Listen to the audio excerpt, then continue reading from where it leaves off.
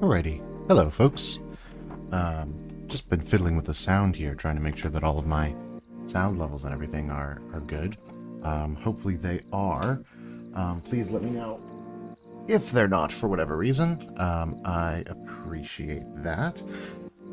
Today is Friday, May 2nd of 2025, and I just took a trip to the LEGO store earlier today and picked up a bunch of sets, including this one right here. This is set number 75416, or Chopper. I've been waiting on this one for a very long time. If you happen to have seen my May the 4th buying guide video, I talked about how much I wanted this. You know, it was a little expensive, but you cannot put a price on war criminals. So here we are with this set. I have the R2-D2, and I also have the BD1 sets that I can put this right alongside, which I'm very excited about. And we just got a new bookshelf in our apartment, so I'm excited to kind of put those across the top, which will be a good time. So without further ado, let's take a look at this. It does come with one minifigure, which is the same Chopper minifigure that we had in the Ghost set as well. Side of the box is nothing special. Back of the box has some of the features, has a little display stand right here. You can move the little arms, you can move the little leg, I'm very excited about this. You can wobble his head back and forth, which I think is very fun and silly. So I am greatly looking forward to that. In terms of opening up the box, I was kind of hoping, because this was a more expensive set, that it would have the cuttable pull tabs, which I guess any set you can cut into if you want to. But given that there's no tape, I think I'm just gonna bite into these real quick here with my thumbs. Which always feels a bit like a crime. You're someone like me who aspires to collect boxes, but doesn't... Well, no, I aspire to not collect boxes, let's be honest. But I usually end up doing it anyway. Apologies if this noise is a lot. Please let me know if this is overwhelmingly loud. Here we go. Dump all these out. And they are all plastic bags in here. The employee at the LEGO store who I bought this from was talking about... God, I forget how we got talking about it. We were talking about something that LEGO was doing to decrease their carbon footprint, their environmental footprint. That's it. And I mentioned the paper bags and how some folks have been getting paper bags in some of their more recent sets, and I have not gotten any paper bags at all. Hello and welcome, TJ. You are one of very few people watching, and I really appreciate it. Thank you for stopping by. So yeah, we still getting plastic bags here in the year of our Lord 2025, but that's okay. We'll do our best, I guess, to dispose of them economically. Environmentally. That's the word I'm looking for. Alright, so I've got bags 3 and 4. Bag 5. Gosh, I imagine that is incredibly loud, but crinkling. I'm so sorry. Bag 2, that's better. Bag 6. Bag 7, which means, of course, the last bag standing is going to be bag 1. Couldn't have planned that out better myself. Alrighty, so here's our instruction manual here. And it's got our little pictures of the real Ahsoka show Chopper and the LEGO set Chopper. Something that I've seen people pointing out in the YouTube space is that this little spot above Chopper's eye is actually orange in the show, in the Rebels and the Ahsoka version. And here on the LEGO set, they've gone and made it yellow instead of orange, which feels like a kind of a simple fix, but I don't know if I have an orange 1x1 file. I'll have to go through and figure that out. Oh boy, do I get a brick separator? Gosh, I've always wanted one of those. I've never had a brick separator. I'm being very sarcastic for those who don't know. Here from Reddit was just about to give you some advice. Oh, I appreciate it. Oh, yeah, I just commented on your post. Wow, that was like 30 seconds ago. Thank you for coming by. I appreciate it. What wild timing. I was actually scrolling through the YouTubers subreddit account while I was getting ready to go live with this. So that worked out. Welcome. I appreciate you coming over. Big bag, little bags. Here we are. Actually a big Lego fan yourself. Nice.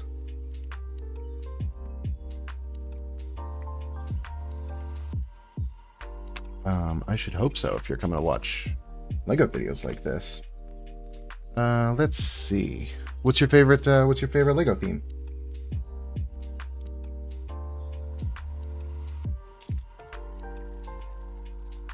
This feels like a new piece. I don't know that I've seen this before, but maybe I'm just, maybe I just don't travel in the right Lego circles. Haha, circles. Get it? I think I'm hilarious. I love modulars, but I don't have many. Ooh, modulars are good. I have been looking to get more modulars lately.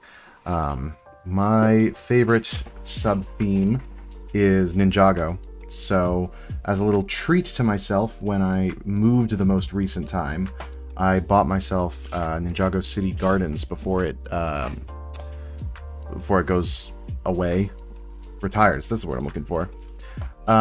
And I built it with my fiance as we moved, and we watched, we were watching Ninjago, I was showing her the show, and we're actually now all the way caught up. But anyway, all this to say, I built Ninjago City Gardens and found out that it's modular and it works with all the other modular sets. And so now I need to buy all the other Lego modular, or first off, I want to buy all the other Ninjago City sets, and then I'll go through the Tudor Corner. Oh my gosh, incredible.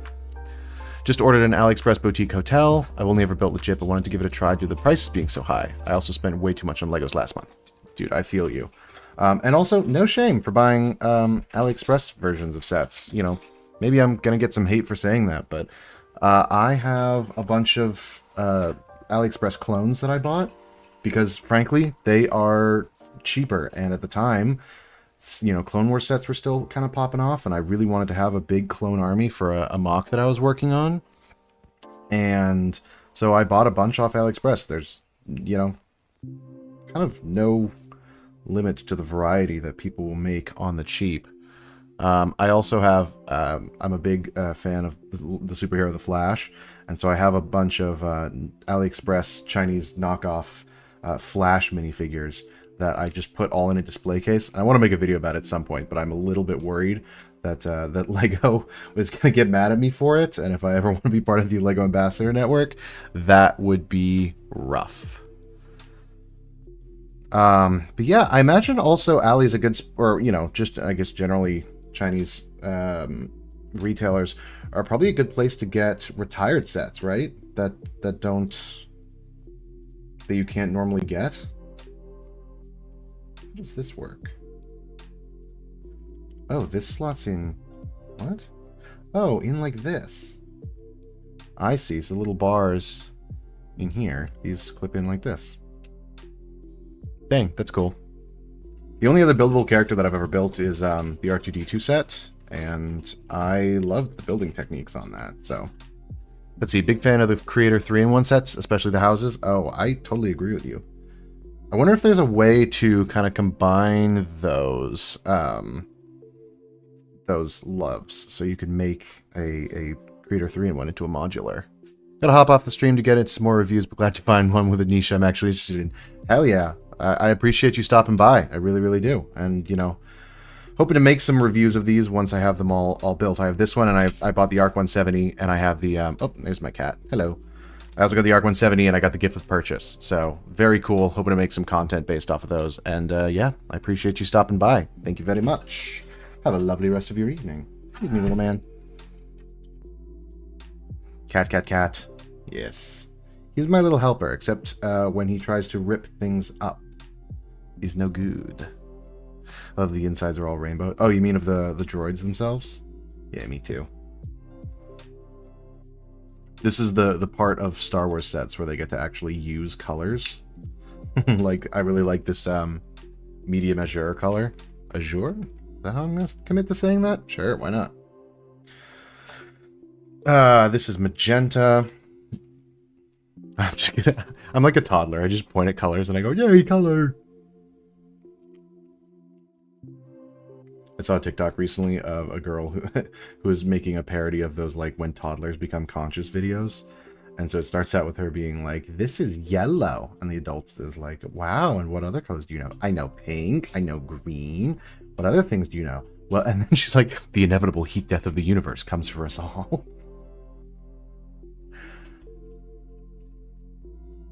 Toddlers gaining sentience. Boo-ba-doo-boo. Oh, I've also got some lo-fi just audio on in the background. Not sure how the audio sounds there. It is copyright free, which is always good. So credit to the... I'm going to put the credit to the author or the artist in the description when this goes up as a fuller-fledged vidya. Interesting. So that's a really cool... We've inverted our building direction. So studs on top here. But then because we clipped in like this, now we're studs on top here as well. But also studs on bottom here. Interesting. I'm interested to see how if this pink piece is really even relevant, or if it's just for structure and stability. I also really wish I had a light up here by the camera. I have a light on my camera, but every time I turn it on, it starts doing that. So we're going to leave that off for now. I also wish that I had a better quality camera for filming overhead like this. I would use my phone, which is what I use for filming all of my other videos, but it is not compatible because I'm streaming from a Windows computer right now. Someday, I'm hoping to get a whole big setup. Like I have my Lego table, which is where I film all my videos. Audio's good? Good. Glad to hear that. I have my table where I film all my Lego reviews and such. And I would love someday to be able to have a big enough rig, or rather a big enough living space, to have an office space where I could have the Lego table be part of a streaming space like this. And, you know, be able to have my reviews in one spot and have my... Did I do this right? No, certainly not. There we go. Have them all kind of be in the same place. Have a computer over by my recording space as well. Isn't that the dream? To have multiple computers, lots of living space. What a world we live in. But you guys are going to have to tell me if this is a format that you like for building these kinds of things. I always struggle with what to do. Like, I want to do reviews of sets like this, but it kind of feels like a waste of creative process to build them off camera. But at the same time, nobody wants to sit around and watch an endlessly long video of somebody like putting together a Lego set. I mean, let's say that I build this for 2-3 hours even. Let's be conservative. Let's say an hour or two. That's an hour or two long YouTube video. Nobody's gonna watch that. That's boring as heck. So let's try to do it this way. Maybe people will watch it. Maybe people will enjoy it. Thank you for watching and enjoying, hopefully. Oh, Cat's back. He's back for a reunion tour. Oh, hello. Hello. Mwah. Hello. Are you gonna bump all my gear? Okay, thank you. He's down. I've been trying in a lot of my short form content to feature my cats as much as possible because frankly I love them. And you should love them too.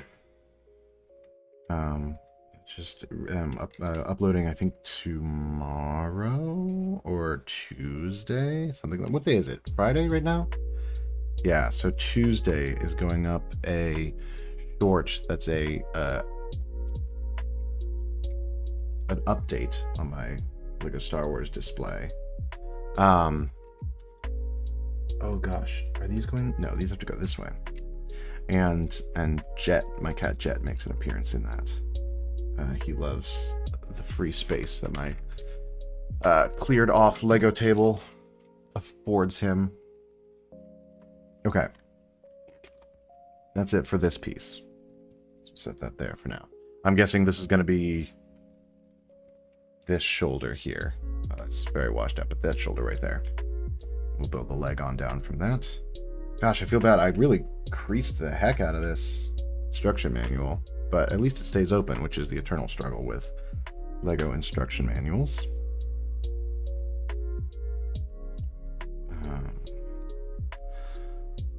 I'm hoping that I'm going to be able to build this all in one stream, depending on how long we want to go tonight. I have some experience streaming over on Twitch, and there it's different because I used to do gameplay streaming, and now I'm doing YouTube streaming of building this kind of thing. And for those, there was really only a set amount of... I mean, you're playing a game, and the game will go for however long. And that's great, but, you know, you're playing, and at a certain point you have to stop the stream, because otherwise you could stream all night playing a single game. Or I guess you could be one of those Twitch streamers who just does a whole game in one sitting, but I do not have that kind of stamina. So it's a lot easier to call it a day after, I don't know, streaming for what, 2 hours or whatever, but doing this, I'm just gonna go, I think, until the set's done, or it gets way too late, depending on how long this build is. I actually have no idea how long this build is. Here it is. I think I want to try to turn up my lighting on my other side. Pardon the noise and the reach, if you would.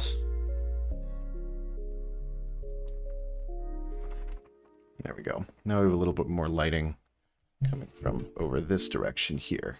There we go. That's a little bit better lighting. That's what we really needed. Did I do this right? No, I forgot to add... Gosh, I hope nobody was screaming at me that I forgot a step. This is a cool piece. I don't do a whole lot of Technic building, so some of these pieces are a bit foreign to me. I've been experimenting with...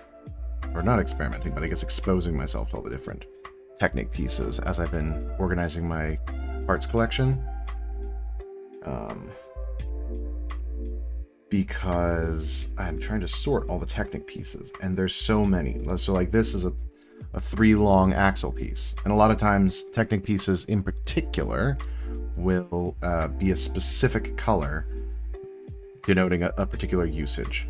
For example, this black and this gray Technic pin do different things. This one has friction ridges along the top and bottom. This one does not. So these actually serve different purposes, and they're color-coded. You'll never find a friction-ridged one in light bluish gray. You'll never find a non-friction one in black.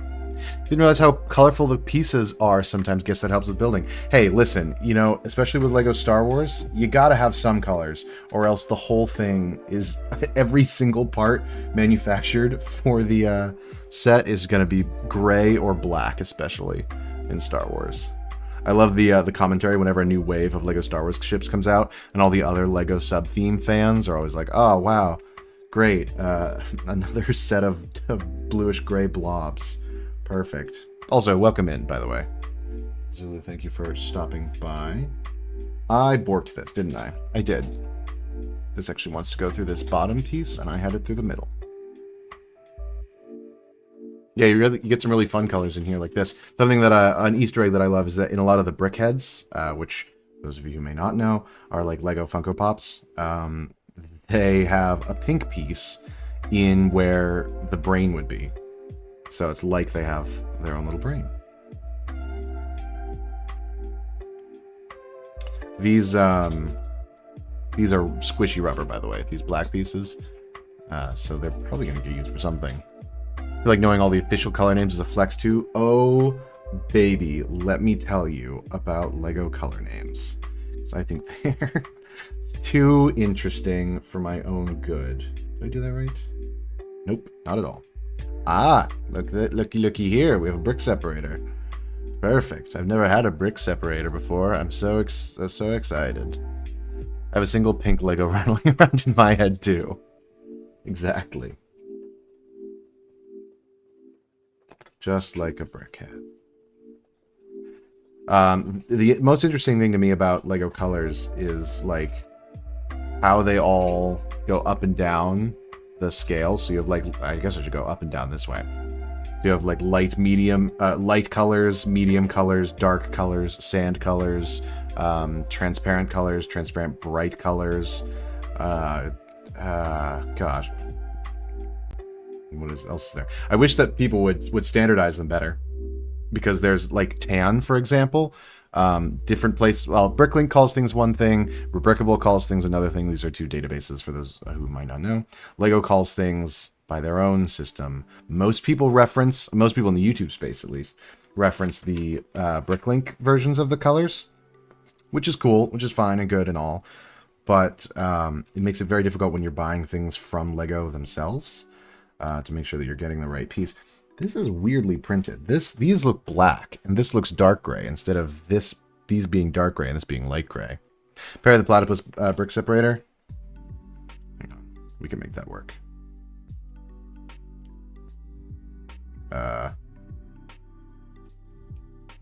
Something like that. Something like that. That's all I got. I don't have any, I guess I used up all my teal pieces, huh? Okay, this still needs a dark gray. Oh, and then also there's little things like the way that colors have changed over time. So this is called dark bluish gray. This is called light bluish gray because there used to be a dark gray and a light gray, and those have gotten rid of. Oh, yes, thank you. My incredible fiance has brought me the Perry the Platypus brick separator, the one in teal that's our favorite color. And then this is my Lego color palette that I have. So I'm hoping to make a YouTube video about this at some point. But basically, you have light colors, bright colors, regular colors, dark colors, sand colors. So like this, right, is this is bright green, this is light green, or lime green rather. This is green, dark green, sand green, and they go down that way. The way that not all colors have a corresponding one, and I don't have all the pieces, obviously. Like there's a bright pink that I don't have. This is called coral. It's not like bright, I don't know, red or whatever, but it works. Here you have pearl light gold, pearl gold, flat dark gold, metallic gold, chromatic gold. These are all your transparent colors. This is transparent green, transparent bright green, and transparent neon green. Transparent medium blue, transparent dark blue, transparent blue. I think I actually might want to swap these two. Or maybe this is light blue, dark blue, and medium blue. I think that's probably it. Transparent dark purple with glitter. I don't know if you can see now. Not with the lighting I have set up. That's a bummer. These pieces here are... maybe if I hold them up to this? No, they're glow in the dark. This one right here and this one right here. So yes, this is all the Lego colors. This is a really rare one. This is called medium blue violet. But I could talk about colors all day. Can't get distracted. So let's see. This wants to go like this. And this wants to have my anti-studs here. My computer's giving me notifications and I wish it wouldn't. Then this slides through like this. They're tilted back. Oh, okay, I see. That just rests like that for the moment. Then I need this guy. Go here and here. I need two of these. Understandable. And they're gonna sit this here. Really? There's a lot of pieces that are just kind of resting together for a hot second. But that's okay. We'll fix it right here. Okay, cool. So now this is still floppy here. But this can kind of jiggle about. Okay. Grab this. Grab this. I never used to be a fan of the buildable characters like this until I built BD1. And BD1 was truly one of the best, like, Lego building experiences that I've ever had. It was just so intriguing to build, which I was not expecting from, I don't know, anything. I was mostly used to building Star Wars ships at that point. I'm going to turn the music down just a little bit because it's kind of loud in my ears. I guess I could just turn it down on my... I'm smart. There we go. It was just such an engaging, like, building experience. Was not expecting it. I said that already. And then, so when Lego Star Wars 25th Anniversary came out, And they came out with the R2-D2 that had the Darth Malak figure. I was like, well, I'm gonna buy it for the Darth Malak figure anyway, so I may as well, you know, I'll get it. And then I built it, and it was also really enjoyable. I built it while I was watching something, I'm sure, because that's kind of the person I am. I love that it shows you. So I'm putting these together right now, but like it shows you just this nothingness, and it has little like sparkles behind it. It's like, congrats, you did it! You built a monstrosity. I guess this goes like this, and this goes on top of it. Oh, this whole thing slots in like this. No, yep, there we go. These slot in over here. My parents got me into Lego when I was a kid because our doctor recommended it, because I supposedly was at risk for motor control issues because I had some stuff going on at my birth. I won't get into all of it, maybe a story for another day. They were worried about me and my motor control skills, so they told my parents to get me into Lego, and little did they know that they were setting me up for financial ruin. There we go. So this is facing like this, goes through the center hole, the square hole. There we go. I don't know what this does, but it's a cool little movement. Okay, cool. These are our extra pieces. We'll put these up here in this top corner. And then we're on to bag 2, which I feel like we saw pretty early on. Laughing at the joke, not the birth issue. You can laugh at the birth issues, too. I was full of problems as a child. And somehow, Lego solved all of them. If only Lego could solve the problems in my adult life like it solved them in my child life. Childhood, that's the word. Childhood. Hood. Oops, I'm trying not to swear. Oh, well. Here we are.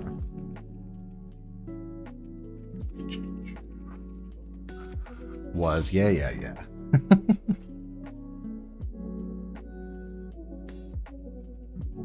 Okay. Yeah, it's great. I love it. Love this. Whatever this monstrosity I've built is. And then, of course, inevitably, the last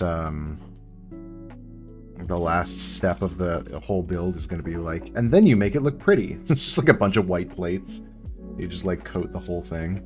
As long as it's not in the first minute, right? Amen. Perfect. Pop. I'm kind of a rebel. I like to pop these on. Oh, I was doing that off camera. I like to pop these on and then slot these in. Keeping it family friendly here, Michaela D.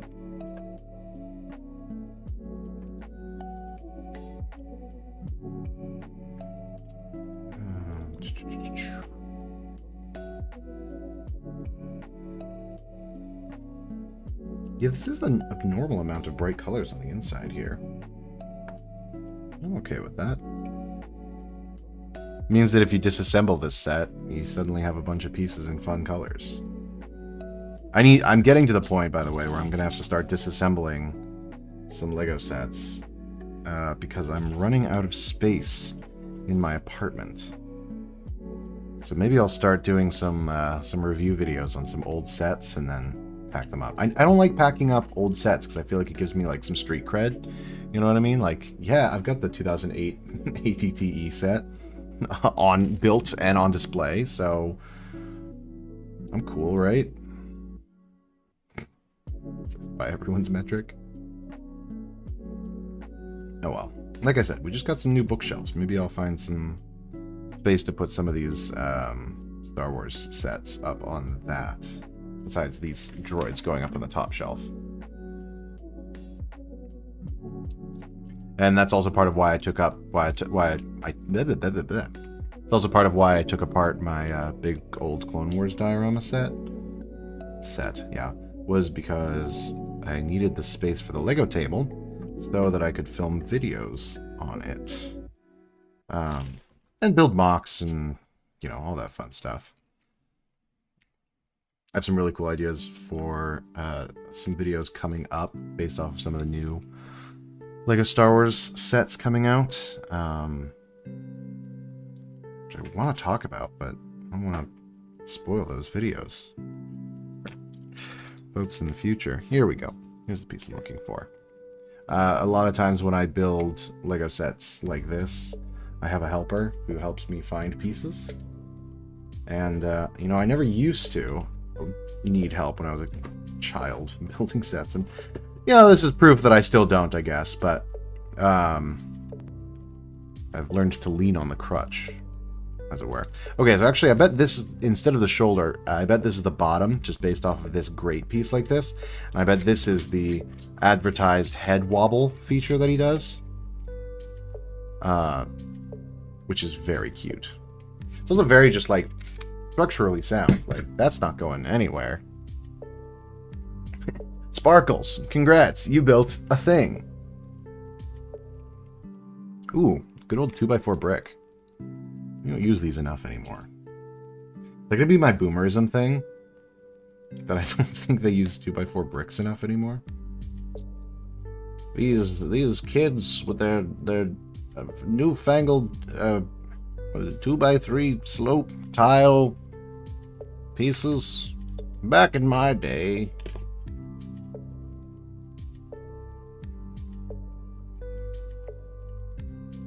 Back in my day, everything was blocky and awful. There's a certain charm to it, though, and you know what I mean? Although, I will say that charm does not extend to new sets that are built that way. I don't know if any of you have seen the new 2025 I think it's Creator, but I don't think it's 3-in-1. Creator Castle set. That just... I don't know if it actually got announced. It might have just been leaked, and I saw the leaks. But God, they brick built the horses, and no, I won't look it up. They brick built the horses instead of having them be the actual horse pieces, which in theory you're like, ah, cute. It's a callback to the sets of yesteryear, right? Nope, they're hideous. Well, no, they're not hideous. They're a lot of pieces used up by just not a whole lot of use. I'm going to turn down my mic a little bit because it was getting loud. Maybe not that much, though. Maybe I'll just endeavor to shout less. I've been trying to get my sound to be better on some of my YouTube videos. One of the folks, Game Domain, who was in here earlier, just left a very kind Reddit comment about my videos saying that I had good sound. And I think, in general, probably correct. But... And you know, I work very hard for that. But it's tough. I have this microphone right here, which you cannot see, but it's right there, which is my Audio-Technica AT2020, which is a pretty dang good microphone for what I use it for. Hopefully my audio sounds pretty good to you guys right now. It's not portable. And it's sitting here by my computer with an interface and all that jazz.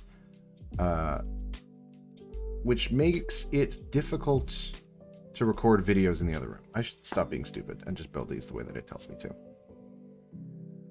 So I did it recently for a video I'm working on right now about a Lego Ninjago store display, which I'm very excited about. I've been trying to kind of gain interest about, not gain interest, but gain information. That's the word I was looking for. About it, I just recently posted a short that saying like, hey, come tell me about this if you know anything about it. Or if anyone has pictures, I'm hoping to find those. Anyway, I just recorded the video and... like this? Ooh, okay. That's cool. A little D-snot piece here. Anyway. Yeah, so I took my recording setup into the other room, including the mic and all, and I held the mic, and it felt silly. But I think it sounds a lot better than some of my other videos that have come out recently. One of the shorts that I just recorded was done in my car because I was at work and I got to work early, so I just sat in my car and recorded audio for some shorts.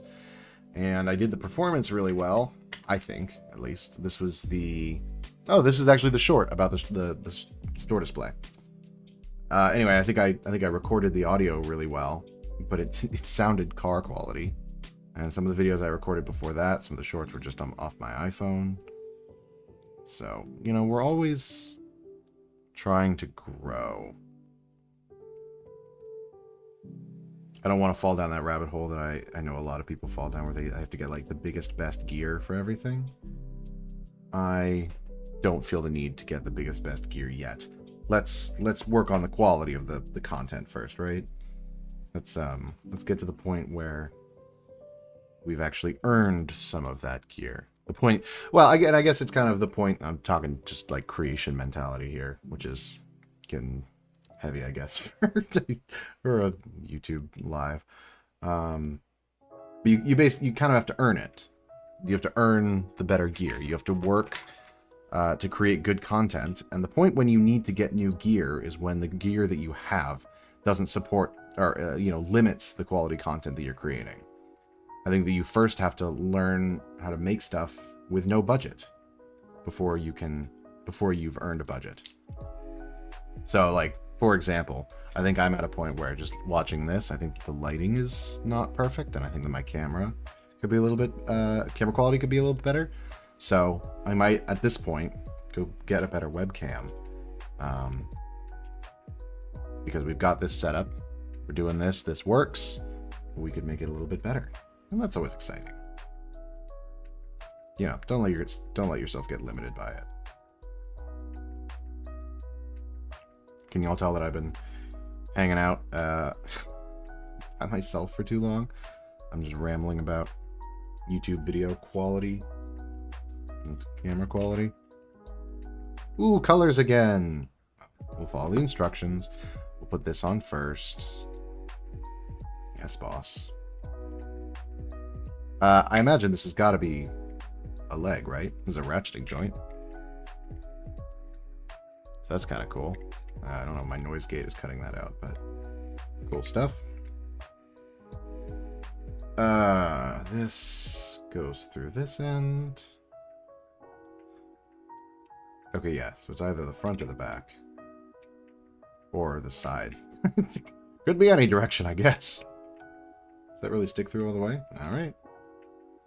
So if we've got the handle facing us, this goes on this side. Presumably like this. I've lined up all my Technic axles. Yeah, there we go. Okay, yeah, so this is one of the sides with the legs. The sides with the legs.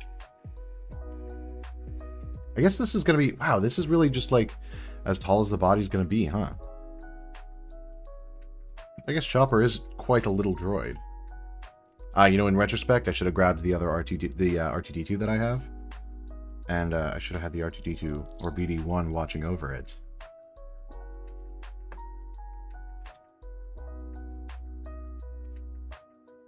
Y'all will have to let me know if I'm talking too much or too little. I'm always petrified of dead air. I've got music in the background and I'm building Lego sets, so maybe the ASMR of it all is good enough. Did I really? Yep. Maybe I should shut up just so that I can build better. Good thing I've got 2 brick separators here. There we go.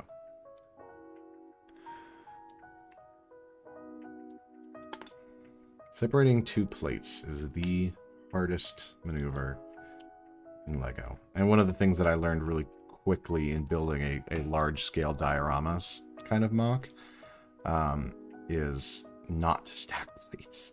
There are better ways to build than stacking plates. Use bigger plates.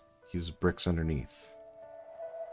Use snot techniques. That's not on top for those who, I don't know, might not have heard that before. If you hear me talking about snot over and over and over again, swear I'm not talking about nose stuffs.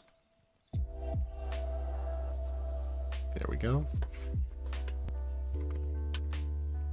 Unfortunately, I'm not in a setup where I can pivot my camera to show you, but I've got both my cats over to my left, just staring at me, petrified that I would dare talk at this hour of night.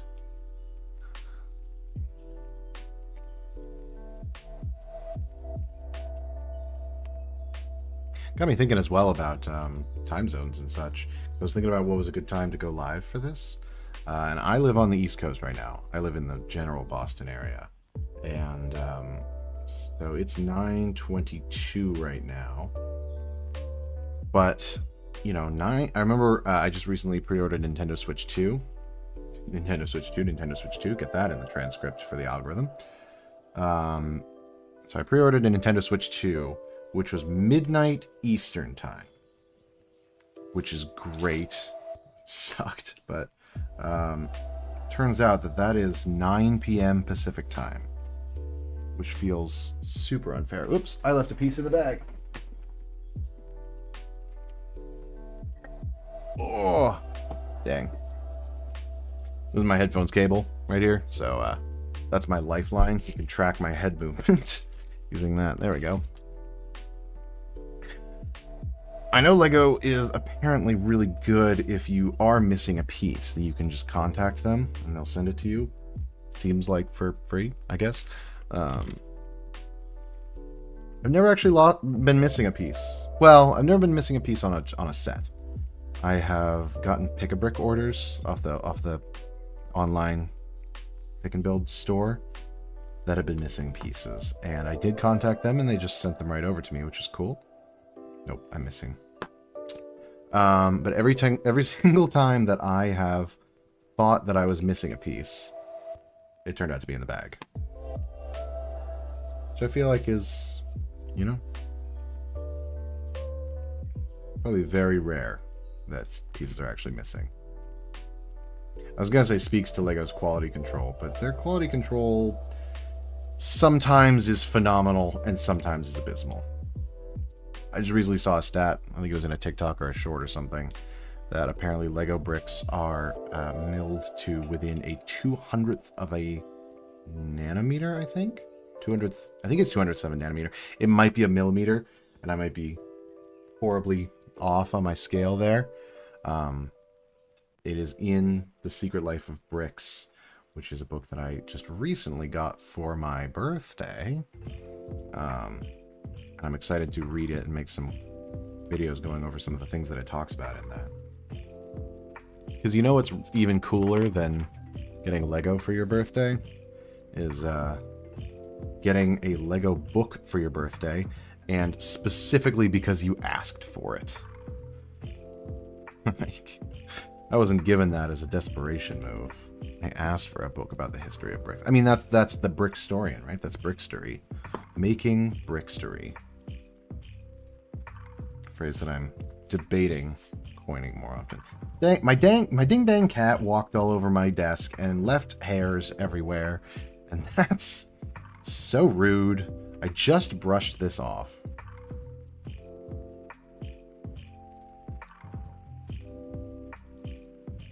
Alas, here we are. Let me see. I have a notification up on my computer. Don't want that. How are we doing for? What are we doing for time? 46 minutes? Dang, the time flies. Has not felt like 46 minutes at all. I guess that's the pressure of being on, right?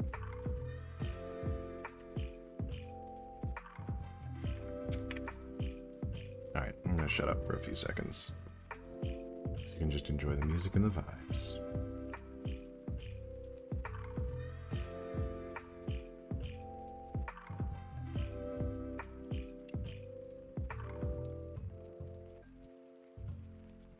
I imagine you can't hear the clicks from the...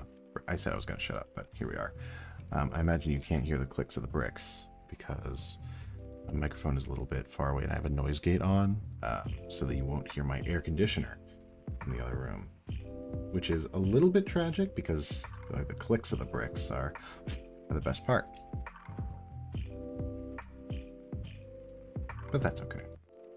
One of my pet peeves is TikToks or shorts where you have this really audible clicking of bricks, like the putting them together, like you would hear in a Lego video game. Because they don't make that sound. And I tried to do it on one video that I produced. I tried to put that sound in artificially, and it took forever. Like a 60-second short. This would have been my restocking my Clone Wars video.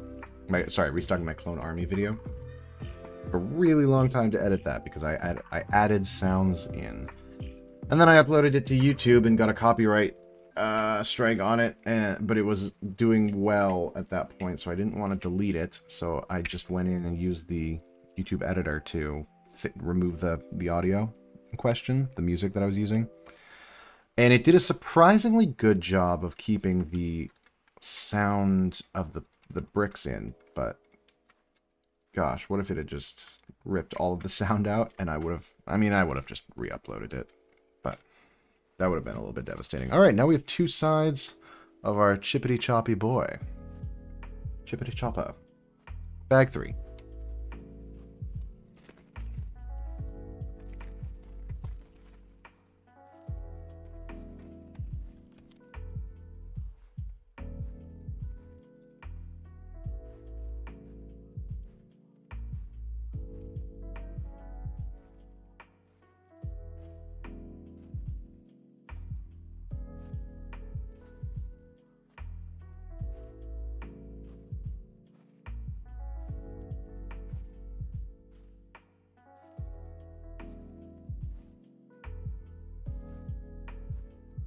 Okay. Getting some kind of bigger pieces now. I guess I'm just guessing by width. Look, I'm just guessing. I have no evidence to back this up, but I have my eyeballs. Barely.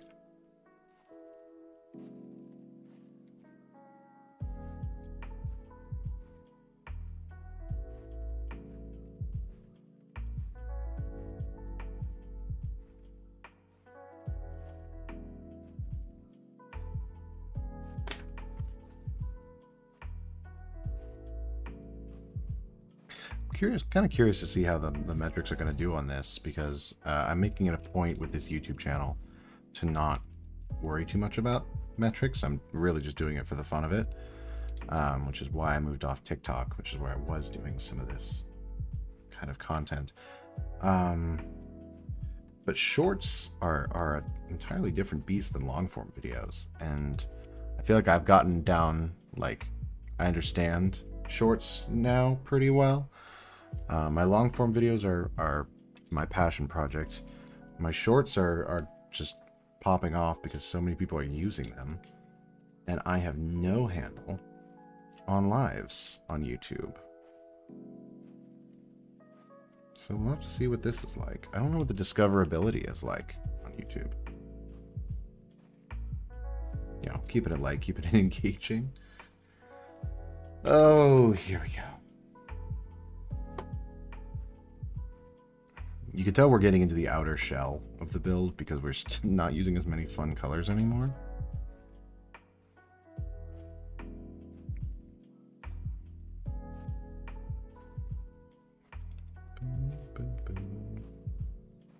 Uh-oh. Okay, no. This is correct. Ooh, one of these little minifigure effects shooters. Oh, hello. Hello, my cat. This is Gotham, for those of you who don't know. Randuccini, hello. Hello, hello, hello. Happy Friday evening. Thank you for joining us.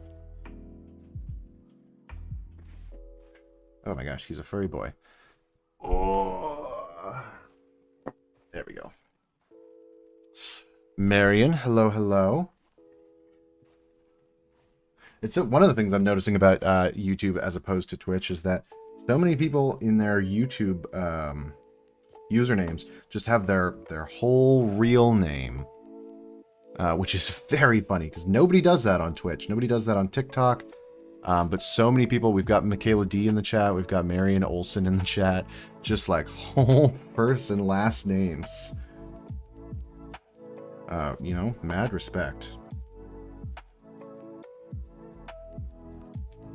I guess it's a platform that you have to worry about your internet personality or internet identity less about on YouTube. I mean, look at it this way. It's owned by Google. All of your information is out there anyway.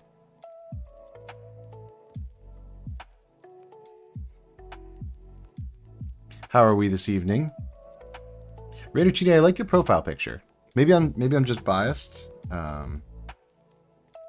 Because mine is a similar vibe, but I like it a lot. We love our bearded Lego men. Is that your sig fig, or is that just one that that you like in general?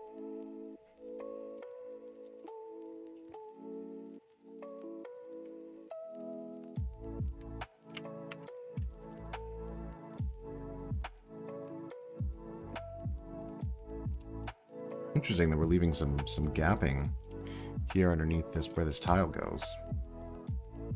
That's a bummer. But, you know, we're saving pieces where we can. Especially on this $100 Lego set that is more pieces, but smaller than the R2-D2 in the same line, which is the same price. My sig fig, my wife has one too. She got them for us. Oh my gosh, that is adorable. Did she get them at the Lego store? Did she, like in their little build-a-3 packs? Or did she source them other ways? My fiance and I have sig figs as well that I'll have to show at some point. And we have them sitting in our little modular city that's over. We also do build streams. We literally just bought built Thrawn's. Ooh, Thrawn's Chimera. Is that a custom set? Ah, I've just been presented with. This is my fiance and my sig figs. Get the lighting right. Obviously, you can see the one with the magnifying glass is my profile picture. I love the magnifying glass magnifies. This is my fiance's as well. I wish they made better female heads for Lego minifigures, but here we are. But yeah, you'll have to tell me about that Thrawn's Chimera. Is it custom build? Is it like y'all's mock? Or is it... Did you buy it somewhere? When they came out with the Imperial Star Destroyer most recently, I was surprised that they didn't do Thrawn's Chimera because of Ahsoka's relevance these days. Ooh. Oh, and Cat Attack is back. He's getting desperate because he gets his dinner in... What time is it? 9:34 Eastern. He gets his dinner in a little bit. Whoa! And he's taking out my light. And I don't know what else. Pardon the sound. There we go. Recovering pieces. Well, if let's flash back to that. If I get to a point where I go, oh my gosh, I'm missing a piece, remind me to check the floor. He's now bunting my leg. He's very sorry. Yes, it's an alt build of the latest ISD I found on Rebrickable. It's Thrawn's battle damage ship from Ahsoka. Heck yeah. Rebrickable is an awesome place to find stuff. I did just have, so I recently had a run-in on Rebrickable. I'm a big Ninjago fan, and I'm going to upload a video about this at some point, but Ninjago released a 14 plus set, which for them is the equivalent of AFOL. It's their oldest set that they've ever released, but it's called Dragonstone Shrine, and when it was released, they sent out to influencers a specific base that goes with it. That's kind of a display stand, and people on Rebrickable... Oops, I've missed a step. People on Rebrickable... Well, people in the YouTube space have been talking about, or, you know, either got it as the influencer, or they found instructions online. People on Reddit were referencing that you could buy the instructions. I was trying to be cheap, and I didn't want to buy the instructions, so I found a parts list on Rebrickable. And I was pretty confident that it was correct until my fiance and I went to go build it, and I ended up having to buy the instructions, but I still hadn't bought the parts list. And I went to go build it, and the parts list was all wrong. Completely wrong. I'd bought from Lego Pick-a-Brick all the parts that I thought I needed, and I got, I don't know, probably 70% of them. And I had to substitute the rest from my personal collection, so that was a bummer, but I love Rebrickable. I bought 4 75375 Falcons, 3 for alt builds. I did the Outrider, the Razor Crest, and a Republic dropship. Ooh, you did the okay. So is that a mock of the Republic dropship with ATT, or is it the Republic dropship with the ATOT using parts from the Falcon? And then the Outrider, is the Outrider this? I know it. It's the other Carillion class freighter. It's the one that's the same type as the Millennium Falcon. All from one set. Nice. Nice. That sounds like fun. I saw that they just very recently came back in stock. Corellian, thank you. Yes, Shadows of the Empire. Okay, when I tell you I was picturing it, I swear I know my stuff. It's got like the big like D shape on the side. I guess I should do it this way. It's got like a big D kind of shape on the side, and then it's got the yeah. I know. Yeah, I know a thing or two about Star Wars myself. But yeah, I just saw people were talking about that the Rebrickable parts mat just came back in stock. Yeah, this goes like this, and does Chopper's head. And I really want to get one of those for building like this, because it has every single part, like to scale. Well, maybe not every single part, but it has a bunch of parts all to scale, and it has all the different colors that has both their, as far as I know, their Lego color ID and their Bricklink color ID, which is probably better than the way that I've got mine laid out here. And I hope that they're color matched 1-to-1, because I've got this that I use as my color guide, which works well enough for now, and I'm proud of the build that I... Actually, you know what? I should put that build on Rebrickable, because I designed that based off of Cheesy Studios' color palette, and I built it on Bricklink Studio. Bricklink Studio, I guess it's just called Studio now, isn't it? Which was a cool experience, but they do have every single color available in their archives. So I tried building it all out with 1x1 plates within every single color, and they do not come in every single color. So we're making do, filling it out as we go. Thank you.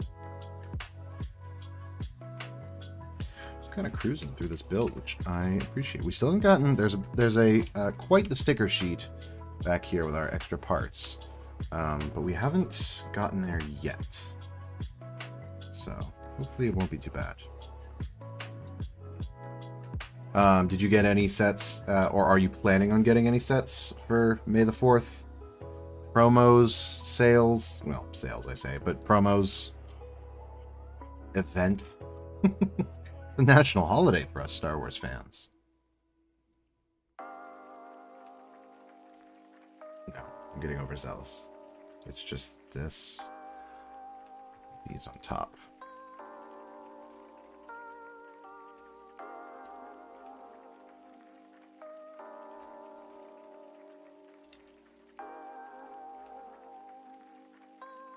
One of the things I love about these droids builds is how much studs out techniques you're building, like to build this round body. Aw, thank you, Randucci, for the subscription. I really appreciate that. That's very kind. I like how they have the different slopes here and here to kind of build that round shape. We're building Chopper tomorrow.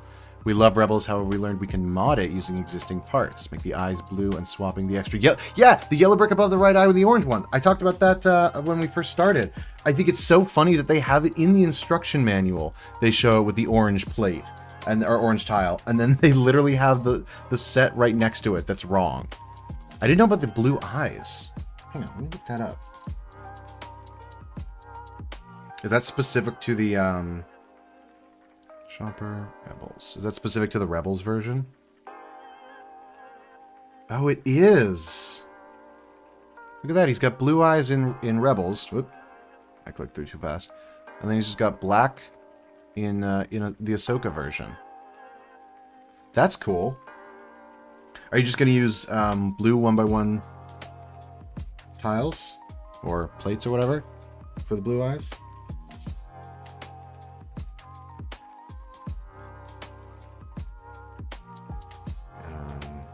Doing it like this. I think it's so strange that they made that little base printing mistake. Especially since they have the picture. Look at the picture. Whatever, you know. People love to complain about Lego Star Wars and their accuracy, and they've got a point, but it's all in good fun. Apparently, there are blue round studs like the ones you'd use anyway. Oh, what do they use? Okay, they use so they use. Do I have any on the table right now? No, they use just the these. The 1x1 round stud with the hole in it. I wonder if there's a way that you could take that and, I don't know, get a blue... Well, it depends on if you wanted to make them extra vertical. If you could get a blue or an azure, whatever it's called, version of this piece, the little baby bottle piece, and put it through the stud like this. That way you could still have the gray outer circle with the blue inner. Azure. Whatever. Azure, I think it actually is the way that I'm trying to say it like it's Spanish, but I think in English it's just Azure. Whenever those go, use the gray. Yeah. Yeah. We got it. Nadejra. Yeah, like Nadejra, a reference that everyone is going to understand from a book series. I love.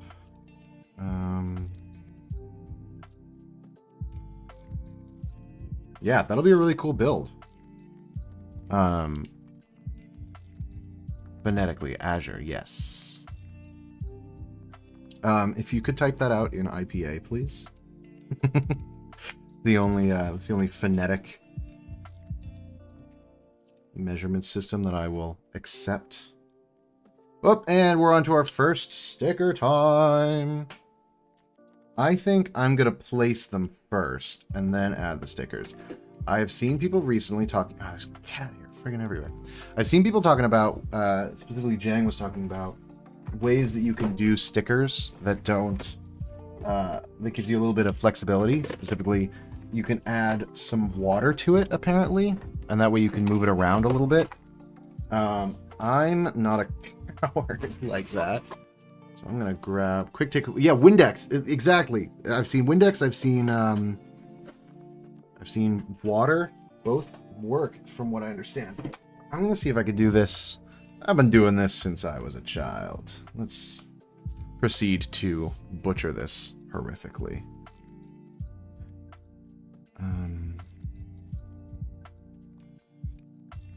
Grab it by this side, I think. There's a method to my madness. Oh my god, did you actually write out Azure in IPA? That's incredible. Let's try to line that up. Oh gosh, my hands are shaking now. Nope. Nope. Closer though.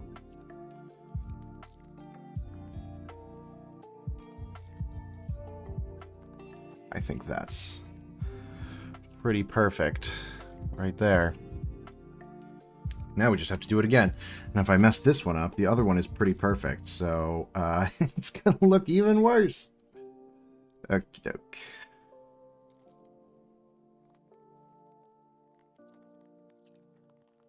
The trick is getting it even on all... Nope, that's not right. Trick is getting it even on all four sides.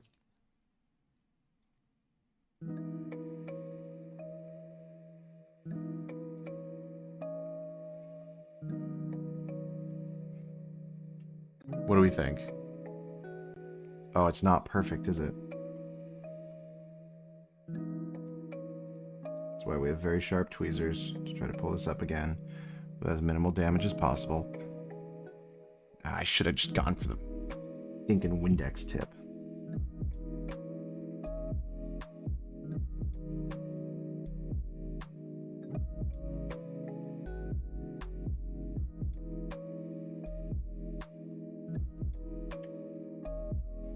Okay.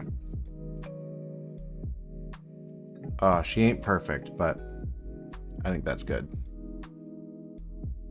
Cool. We'll call that good for now.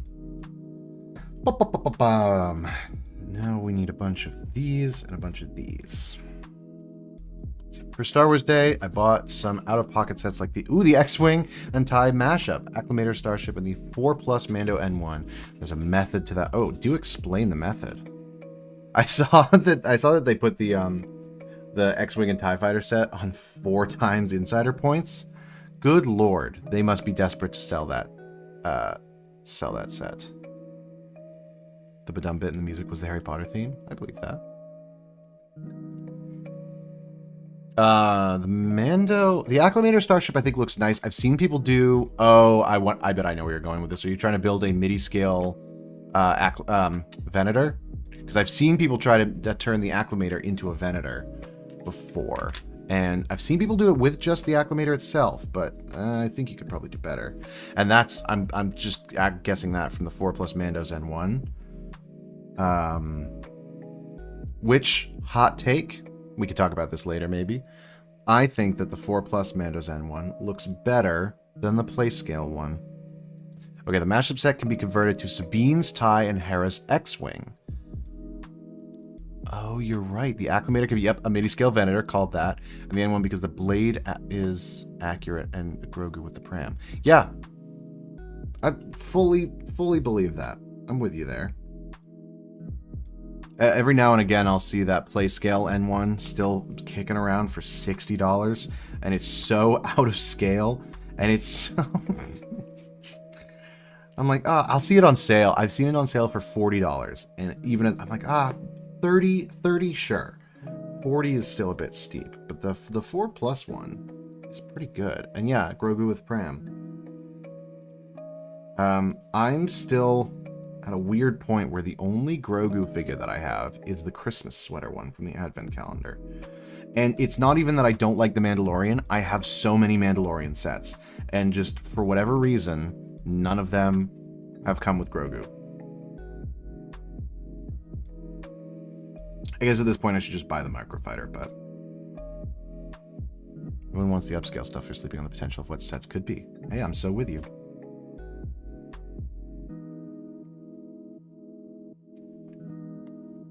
I'm really excited for the Plo Koon's microfighter that is coming out in June. I want to try to... Oh no, I screwed that up. Did I? Is this whole thing one off? Oh my lord, it is. I was supposed to put up... Interesting. Oh, that's the worst feeling. There's supposed to be another one of these in here. Oh well. Yeah, I really want to take that Plo Koon's microfighter and turn it into a Playscale version.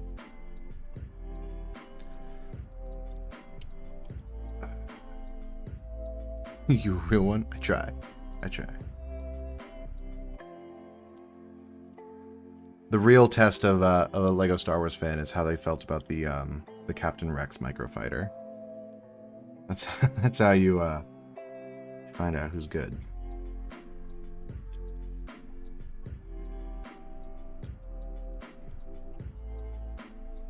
I did see that on the as well was the Captain Rex microfighter is on there for 2 times points. Congrats. It's like 80 points. So you sure can get it for 2 times points. But why would you? I bought one just for Rex. I did as well. That's exactly the thing. I still have it built, though. I'll be totally honest. I still have it built. I haven't disassembled it. This is one of my favorite parts about this set. I saw it in a review. Unfortunately, spoiled it for me. But these black hot dog pieces being used for wiring. That's such a cute build technique. I love creative build techniques. That's one of the things I love about the Ninjago City sets, is their creative parts usage. I mean, that's really like the meat and potatoes of the hobby, right? Is parts. Cool parts usage.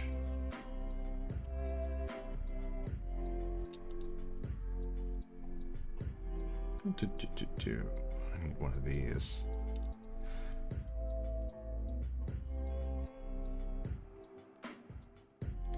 Yeah, so I bought, oh, the Ghost has hot dogs in the engine too. You're right, it totally does. I kind of wish that, the chopper minifigure in this was slightly different than the one that was in the, oh man, these stickers are starting to bug me. They don't bug me in person, but as soon as I look up at my stream, this one is aligned closer to the center, and this one is aligned closer to this edge, but whatever. What was I saying? Something about the chopper minifigure. I wish that it was slightly different than the one in the Ghost, but I don't know what would be different about it. I don't even say that from a point of like exclusivity. I think that it's great to have multiple ways to get a figure, and I guess this is the cheaper way to get. This is the cheapest way to buy a chopper on the market, probably at this point. Because I know the 2016 one probably goes for a bunch. But oh, it's sticker time. I just think variety minifigures is neat. Sticker number 7.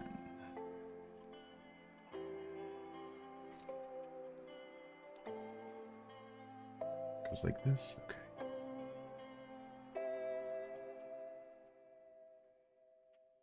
Nope, I was close.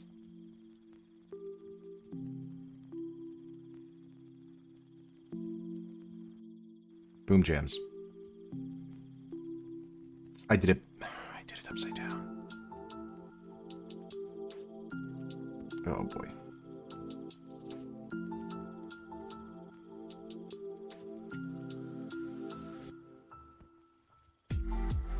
That was so perfect. And I pressed it down so hard. Well, you know what? If I did it once, I can do it again. Okay, got it going this way. Here we go.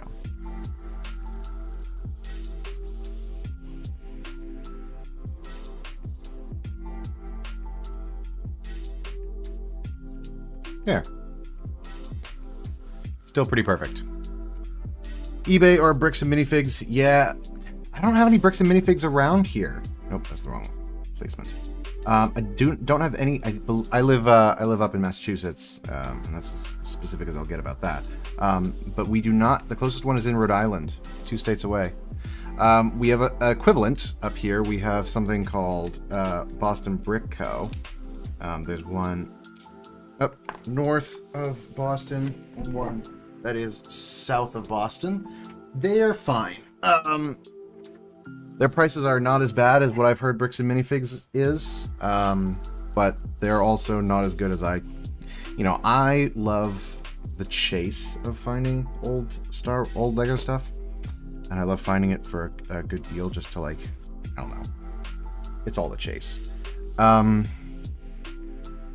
And their prices are, like, pretty on par with Bricklink. So, I don't know if you have a different experience with Bricks and Minifigs.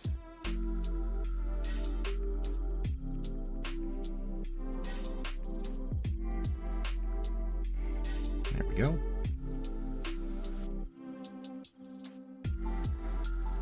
This just goes across and overlaps those wire pieces. Cool. Now I'm seeing the imperfections. Oh well, that's just the nature of stickers versus prints, I suppose. I don't know either one, lol. I travel for work, so I check them out whenever I can. Oh, that's cool. That's got to be such a nice bonus for, like, whenever you're going out for work, you can you can come home with some Lego, make some money, spend some money. That's how we do it. My work has been super busy lately, which is, on the one hand, overwhelming, but on the other hand, is awesome because I'm making money for today, for May 4th.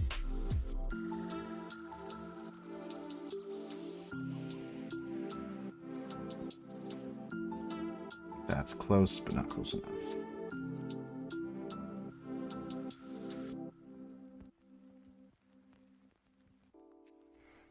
Me in the Lego store sorting the minifig parts in the big bin. You sort the minifig parts for them? That's adorable.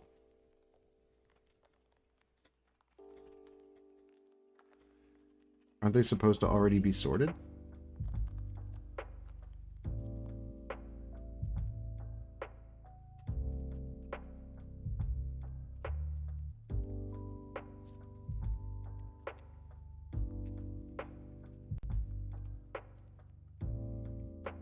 There, we're gonna call that good, lest I damage the sticker at all. I think they're meant to be assorted. I thought they were supposed to be, like all of the heads were on one thing, and I thought it was just, you know, grubby kids who get in and mess them all up.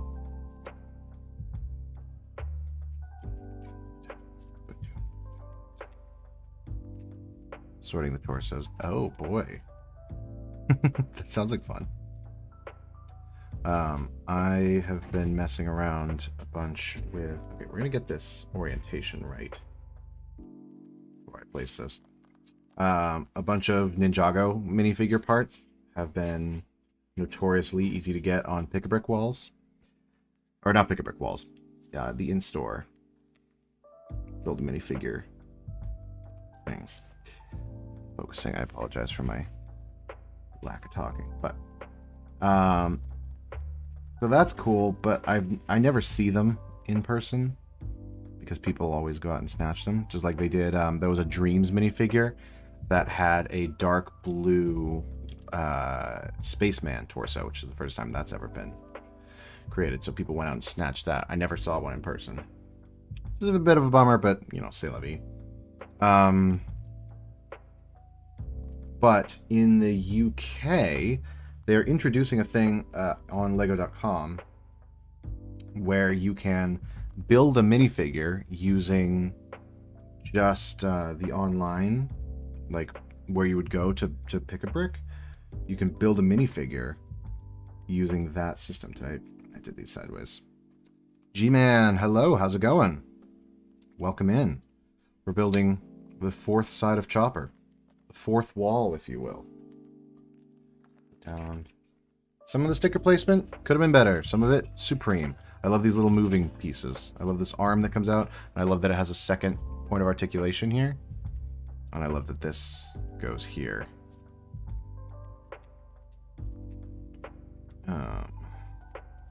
That, I think, is it for the fourth wall. We're breaking the fourth wall here. Cool. We have a round boy here. Oh, I might need to fix those stickers later. Looking at it head on, I don't know. We'll see. Does anyone know how long it takes for those stickers to like really properly cure? Basically, how long before I'm really screwed?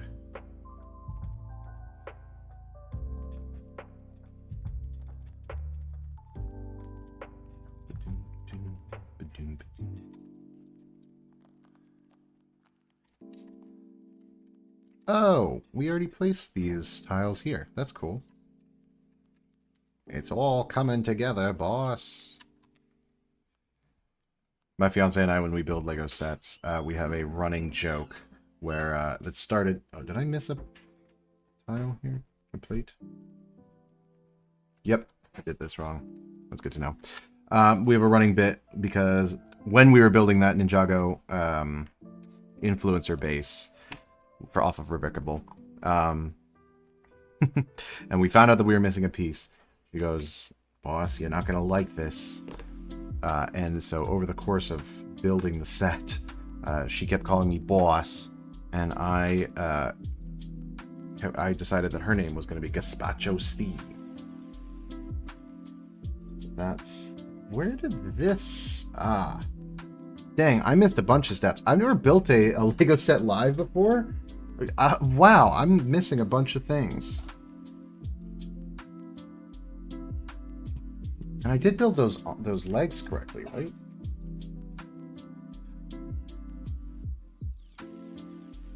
Oh, cool. G-Man and Renducci, you guys know each other. That's... G-Man, I presume you come from Renducci's screens. Did I do this correctly? Oh gosh, I don't know if I did.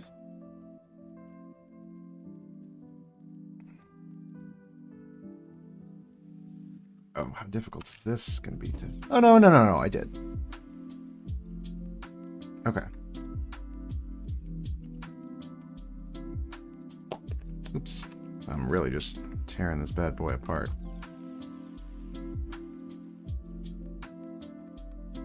There we go. He's back. He's back. He's back. We did it. You know him from Eternity streams and his streams. I don't know Eternity. Which sounds so existential when I say it out loud, but...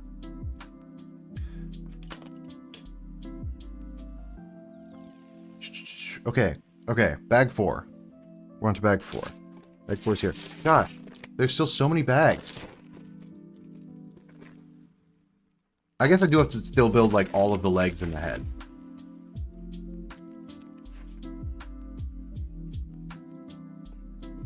Oops.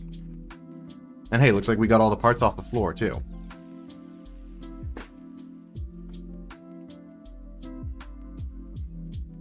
I know Maternity Brick stream. He also comes to check out the channel. He's a real one. Well, hey, I really appreciate you coming by then, G-Man. Hopefully, you're having a good time. I love seeing these whip pieces. Oop. And Mac build bricks. Dude, I'm gonna have to check out all of these channels. I guess I just only... There's only a few LEGO channels that I know. I need to expand my horizons. Yeah, I love these whip pieces that they use for wires. I mean, I'm sure that's what they're gonna use them for, because what else would you? But we will find out. I presume, yes, we're building a leg in this one. And at least these sparkles have started to mean something. I was joking around earlier in the stream that, like, you know, you'd be building the skeleton of the thing. Here it is. You'd build a skeleton and it'd be giving the sparkles and be like, yay, you did it. It's just like a skeletal monstrosity here. It's like, whoa, I guess. I'm so proud. Like when someone has a baby and the baby's really ugly. You're like, oh, it's beautiful. Ooh, this is a new... I don't know if I've seen this piece before. It's a 2x6 with an extra plate's worth of snot on the side. Interesting. You'll learn something new every day. This is what I get for, like, doing deep dives into old LEGO sets. Is they come out with new parts and I just don't know.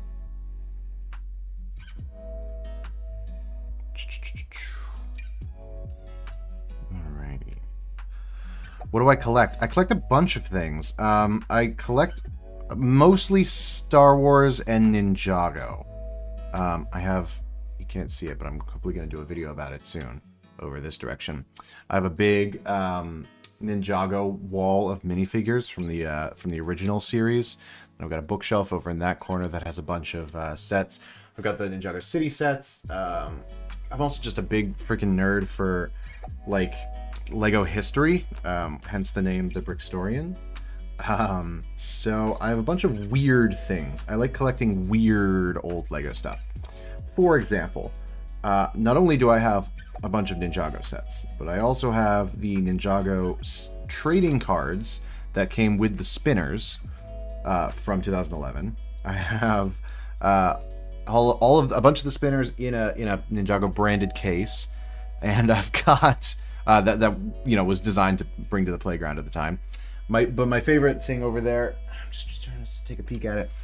They made Ninjago branded training chopsticks. Easy to say that. Ninjago branded training chopsticks, and they come with a little Garmadon minifigure that you can try to pick up with the chopsticks, and it's all brick built, which is okay, cool. And I love weird stuff like that. Like, okay, cool, you really made this you really made this product. Good on you then.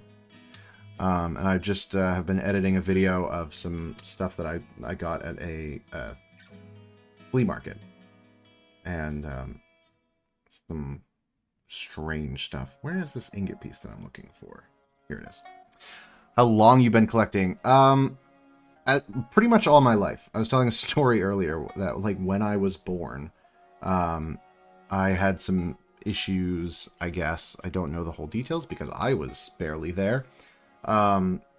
Where the doctors were concerned about my blood oxygen content, and they were concerned that because of that, I was going to have poor motor control.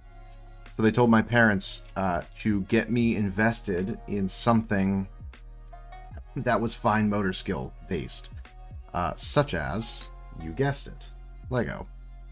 And so I've been doing it ever since that. My parents got me a bunch of sets then. I was really big into Ninjago and Star Wars, specifically Star Wars. I got into it literally in 2008, which I guess 2007, because the first Star Wars set that I had was the Droid Battle Pack from 2007. And then 2008 rolls around, the golden age of Lego Star Wars, as it were. And I got the Clone Walker Battle Pack. I have what other sets from that era? Oh, the 2008 ATTE, which is currently built and on display on a shelf there next to the 2022 one.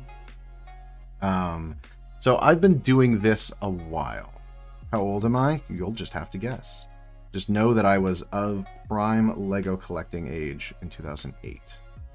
And I was into...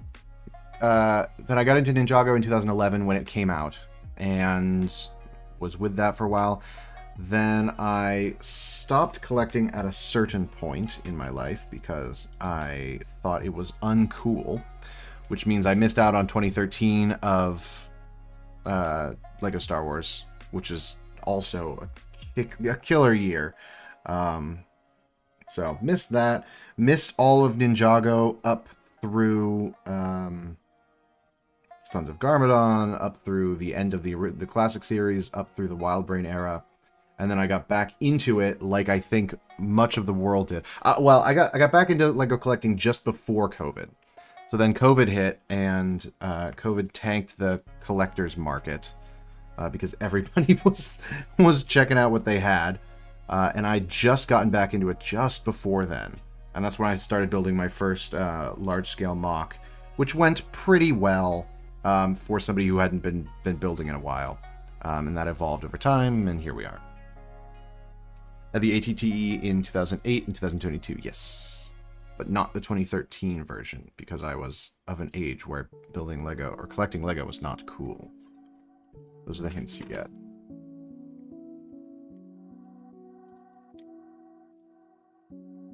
So I've been collecting, like, I guess in terms of actual collecting, if you want to call it that, has just been for the past 6 years or so. Oh, you have them. You have the 2008. Do you have the 2013 one? Because that one's, it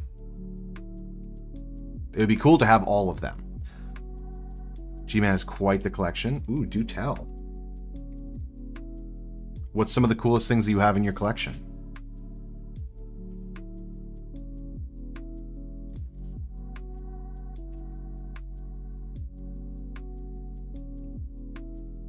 I gotta think about what some of my coolest things are so I can flex about them on stream, I guess.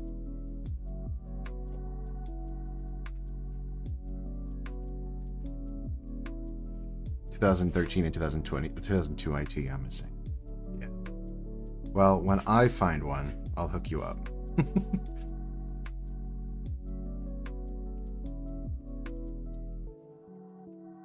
Well, talk to Randucci about it. He's building one, building an ATTE with dropship from out of a bunch of parts of other stuff. You can build it, make a 2025 ATTE. What am I missing here? Here we go.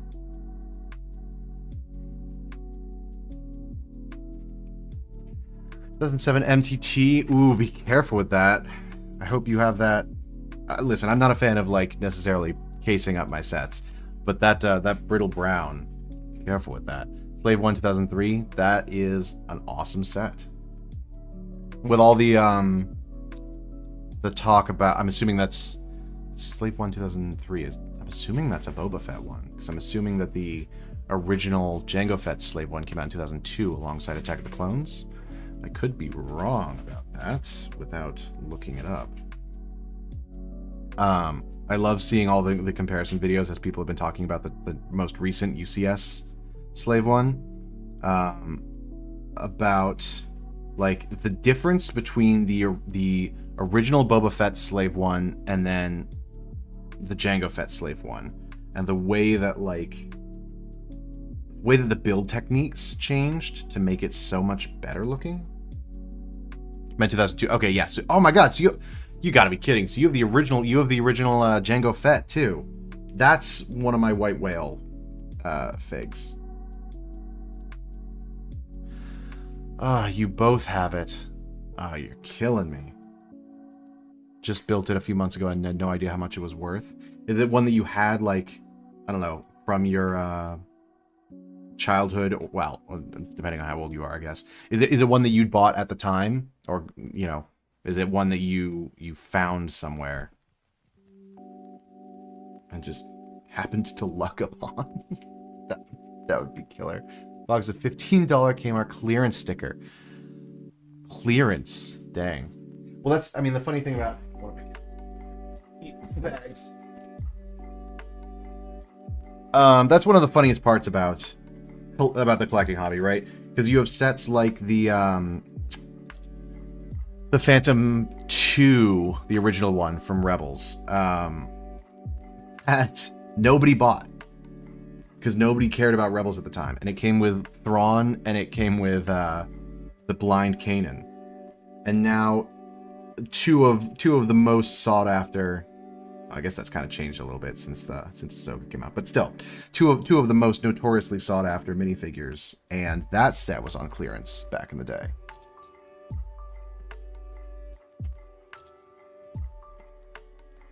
You found it a week ago? The 2002 Slave One? Dang. Some people be having all the luck. Did you get it for like an appropriate price, or was it the Wookiee Catamaran Wookiee Attack? Oh, nice. Yeah, some people do just have all the luck. So actually, speaking of luck, but bad luck actually. When, like I said, when I was a kid, for $100. Does it come with the minifigures? I was buying from 1999 to 2007, and that did nothing for 18 years. I got back into Lego. Oh, and deleted. Sorry if you didn't want me to read that all out. I'll let you guys know as well right now that I'm 25. So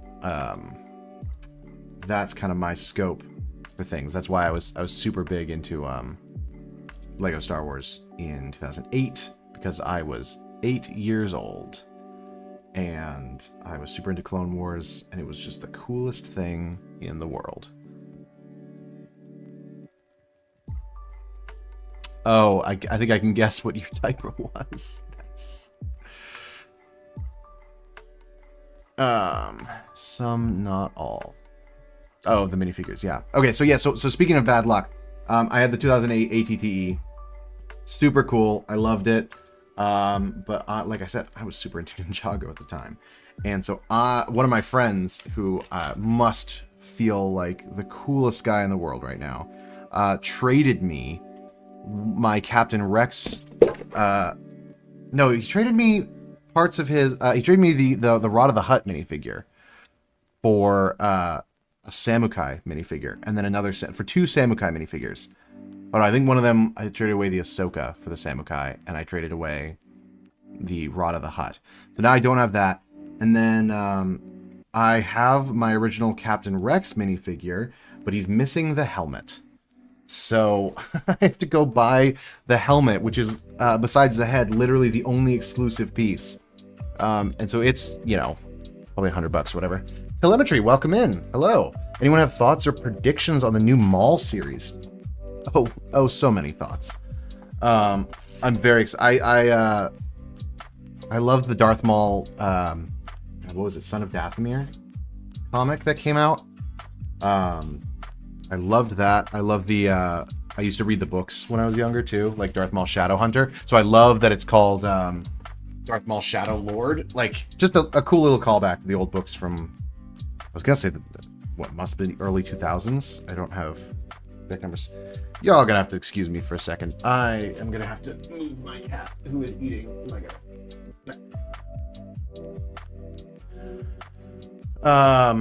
And yeah, so I'm very excited. Hadn't bought any Lego in 18 years, and I got back into it because of my wife, who likes BD1. Hell yeah, BD1. And I bought the Lego, but she never had built one before. This was last year, and now she's hooked. Nice. I have excuse me, I have the BD1 sitting up on a shelf in the other room, and I have a light kit for it that I bought. So and the coolest thing about it is that all of the lights on the back all do this like twinkly effect, like he does in the show. I'm hoping to do a video review at some point on that light kit because it was kind of a pain, but it looks super cool. Correct. The voice actor is going to be the same as he was in the Clone Wars, and I think it's cool that we're finally getting a follow up on Maul. Or sorry, it's cool that we're getting a follow up on Solo. Truly an underrated movie, or maybe not underrated, but overhated, let's say. And I saw it in theaters, and God, that Maul reveal at the end was super cool. So I'm glad we're going to get a little bit of that.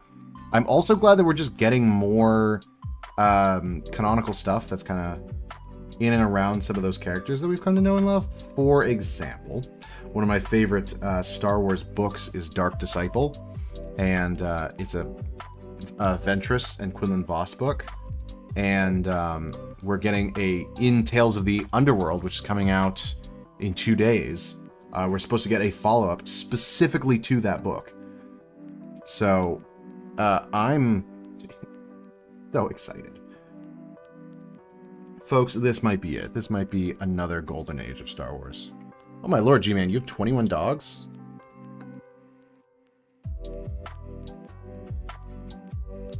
That's a lot of dogs. I'm assuming you mean in real life and not in Lego, because that would be a very different kind of achievement. Like this.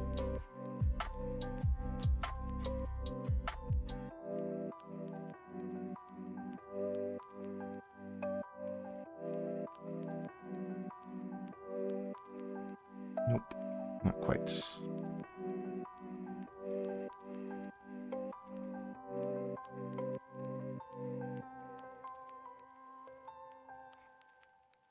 Oh yeah, I got the light kit too. I rearranged the dark blue pieces to say 143 in Braille, which is the pager code for I love. Oh, that's so sweet. Oh my gosh, that's so cool that you have the, so you also have the light kit. we can talk the real sweaty stuff. Which light kit did you get? Because I was toying between the Light My Bricks one and I ended up going with the Bricks Max one because it was cheaper. And some of it I really like I like the blinking lights in the back. I'm bummed that it doesn't have the Light My Bricks green LEDs for the vials inside, for the health vials. And it also has this big ugly LED that sticks out of the bottom of the torso that lights up just the ground. And I get why that exists, but I'm big into lighting, and it makes me sad. So I thought about maybe trying to compare them or something. Do I have any dogs? No, sorry. No, I do not. I have 2 cats. When I was growing up, we had 7 cats and 2 dogs. The dogs were a standard poodle and a Siberian elk hound. They were gorgeous, but unfortunately they did not last forever. Have I ever streamed before? Also, will you stream after this? Complicated question. I have streamed before, but not on this channel. I have a bunch of shorts, and I'm working on bi-weekly long-form videos on this channel, but I really wanted to do videos on new sets, and ain't nobody wants to watch just a video of somebody building sets. So I figured live streaming it would be the best way to do that. So here I am, and I'm trying this for the first time on this channel, trying it like this. And will I stream after this? Almost certainly. I don't know. I don't have a schedule or anything as of yet. I'm kind of working it out as I go. But I like streaming, and I like building Lego sets. So I think it's kind of inevitable. I also bought with this year's May the 4th. Sticker number 11. Oh, here it is. I also bought the ARC 170, and I got the gift with purchase, and I'm planning on still buying a couple more sets. I just have to find a way to justify it with my wallet, who is a fickle mistress. So I'm planning on getting the Jango Fett helmet and Ahsoka's duel on Peridia. And then I'm probably also going to get Ahsoka's Jedi Starfighter, because I really like the set, but it's way too expensive. But if I order those online, then that puts me over the 160, and then I can get another gift with purchase of the Kaminoan training grounds, which means that I can build one and maybe keep one sealed. Unclear. I'm not usually a big fan of keeping them sealed. But I do sometimes with gift with purchase sets, just because they're a piece of history, you know. I did not mean to put this here. Saw you're a new channel. I am a new channel. I just started this up 2 weeks ago because I love to talk about Lego like this with folks, and my fiance, bless her, is endlessly patient with me talking about Lego history. But sometimes, you know, you can only subject a person to so much if it's not their thing, you know?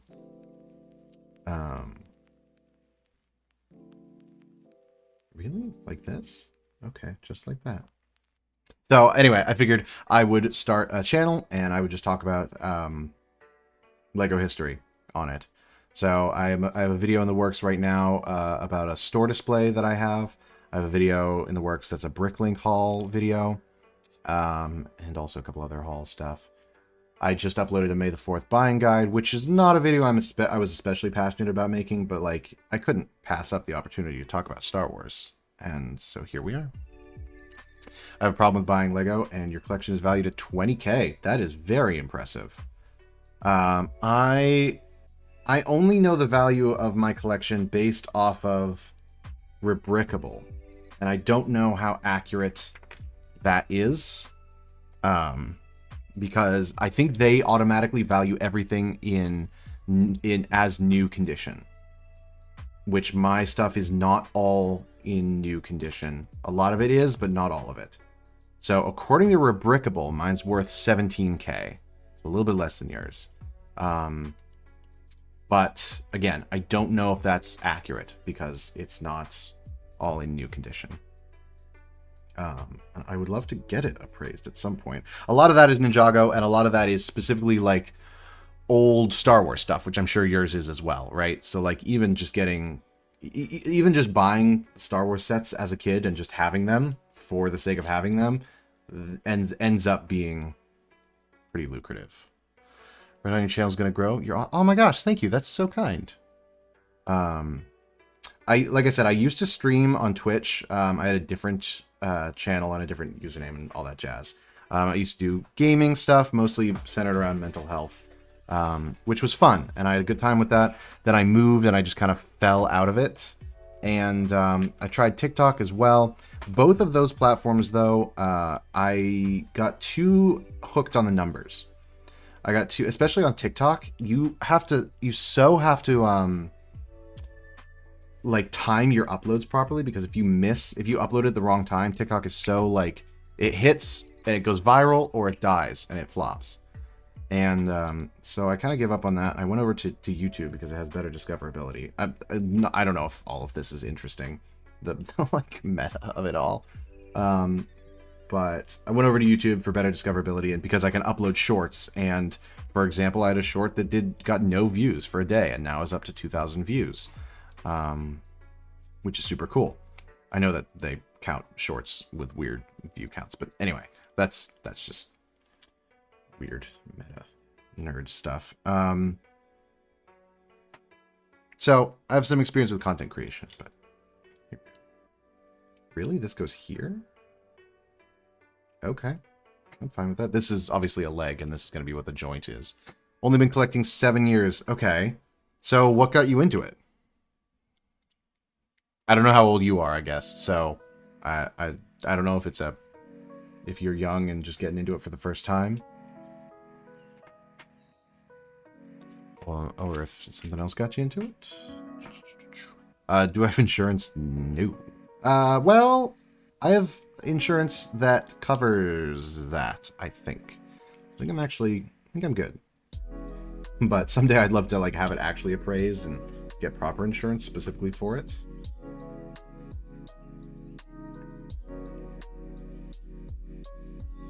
What I'm looking for. This and this.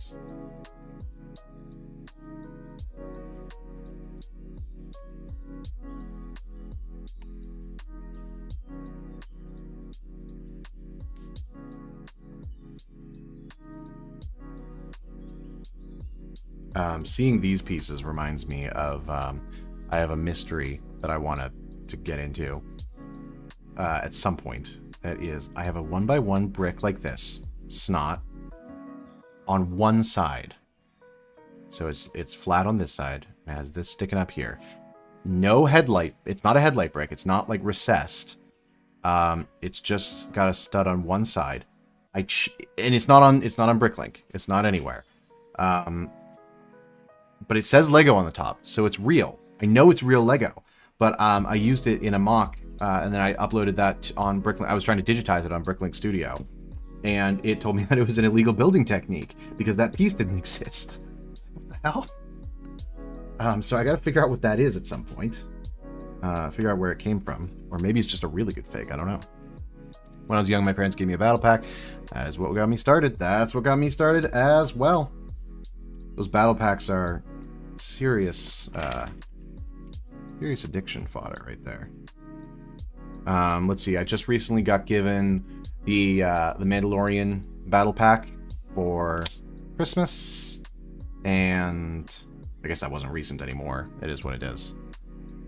And I've gotten a bunch of the clone battle packs. I love the most recent clone battle pack that has the...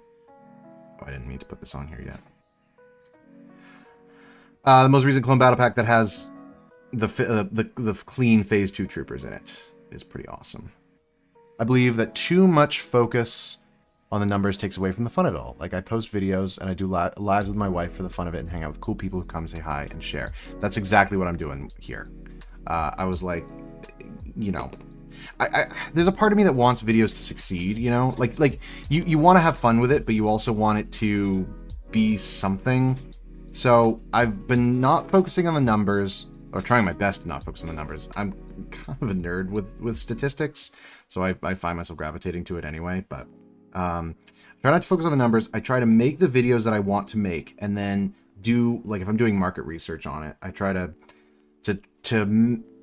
maximize, like, take what I want to do and find a way to make it the most visible that I can. So maximize it for visibility, but create based on what I want. Might start a channel? Go for it. Yeah. Hey, maybe someday the three of us will have to do some collabs or something.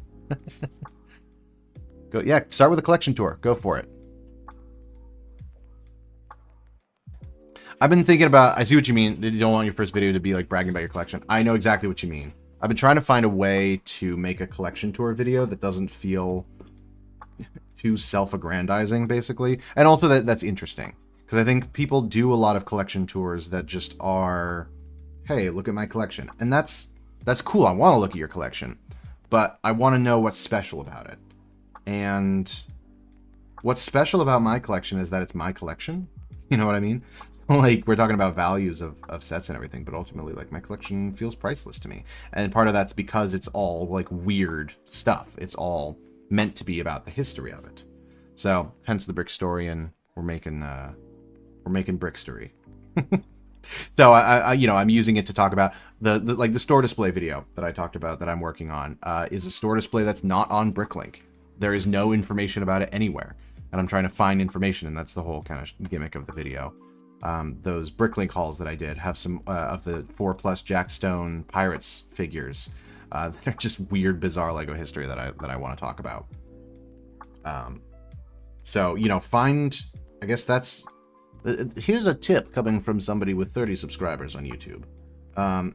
But just, you know, find what interests you and talk about that. Find what makes your collection unique. Because it sounds unique as heck. You could even make a video just talking about the lot that you bought. I think a lot of people would be plenty jealous that you got all those for $100. Can we start with a specific section of your collection? Exactly. Star Wars content is really hot right now. For obvious reasons.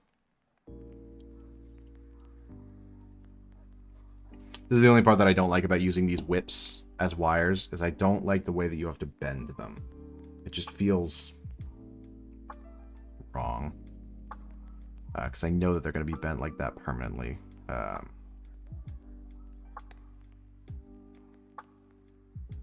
If I start, it'll be a mock video. Ooh, what?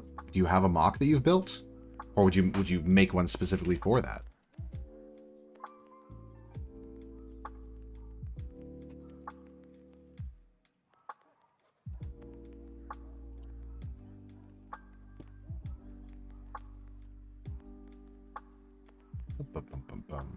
Oh, I like this. Stacking different wedge plates. Ooh, and a third one. Yes! That's so silly. It's super wedged.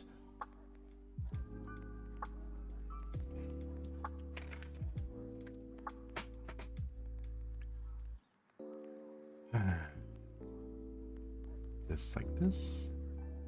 I know Chopper has one gray leg and one white leg. I wish that the minifigure version had one gray leg and one white leg. I know that that's probably asking a lot. Has May the 4th gift with purchase started yet? I already have a, yes. Hang on. Give me 1 second. I'll be right back. I'll go grab it.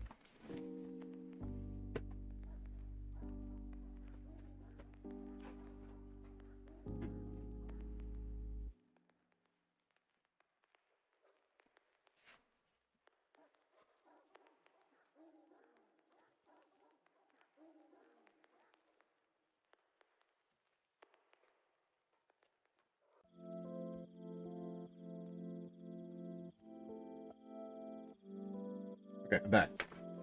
So obviously I got Chopper. I also got the Arc 170 that I'm going to build at some point soon. And then gift with purchase. There it is, baby. The Camino training facility. And then if you're less of that persuasion and more into the Millennium Falcon mini build, there's that. And keep knocking this over with my headphones cable because I'm reaching. I also, at my local, at my Lego store, I got this, which is a Welcome to Camino poster with this little gold foil around the edge, which is super cute. It's like, oh, it's a postcard, excuse me. So yes, those are already out. And obviously, if you get the Jango Fett Slave 1, you'll get the little coin, if that's something that you care about. I don't especially. I have the coins from the last couple years, and they're fine. But I don't feel the need to spend $300 to get the newest coin. Better get going to the Lego store. You had better. As of today, the Lego store nearest me still had stock. Still had like pretty dang good stock. They had everything that I wanted from today's purchase. So should be good, but I don't know for how much longer. Anyway, what's your mock that you already have built? Did I do this right? No, this needs an extra plate.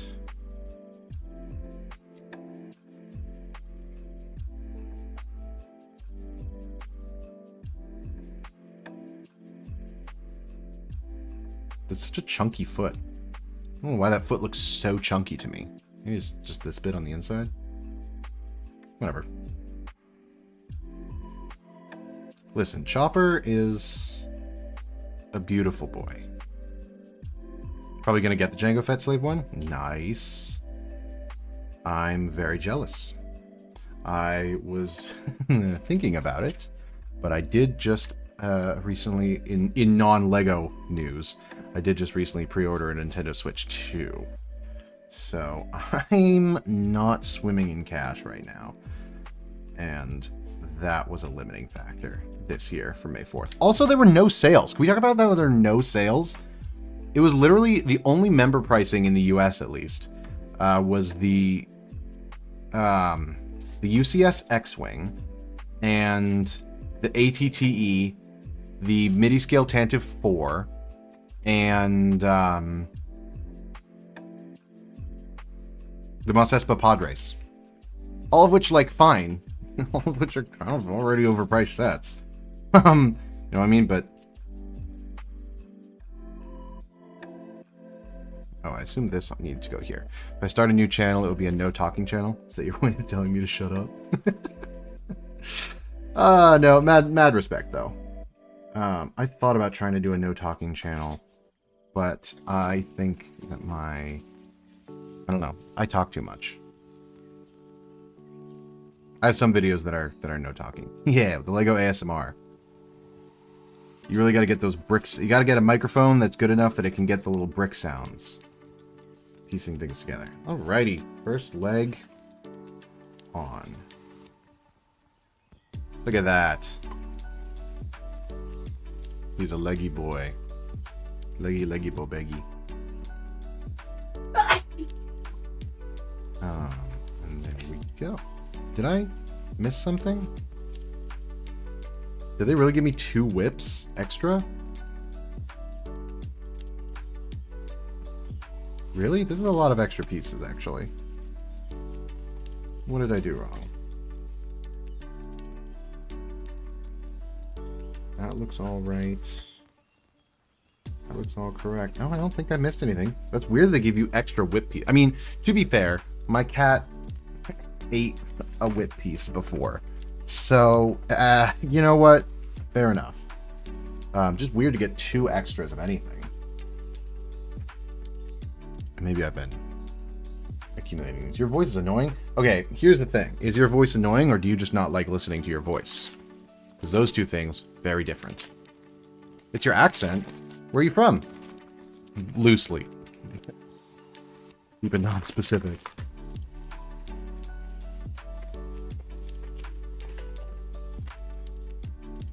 Bag number 5.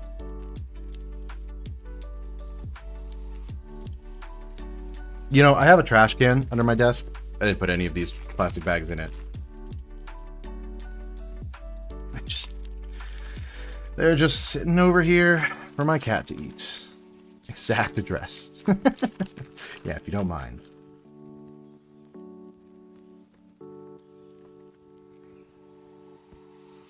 Well, let's say, where's your accent from then? Ooh. I love it.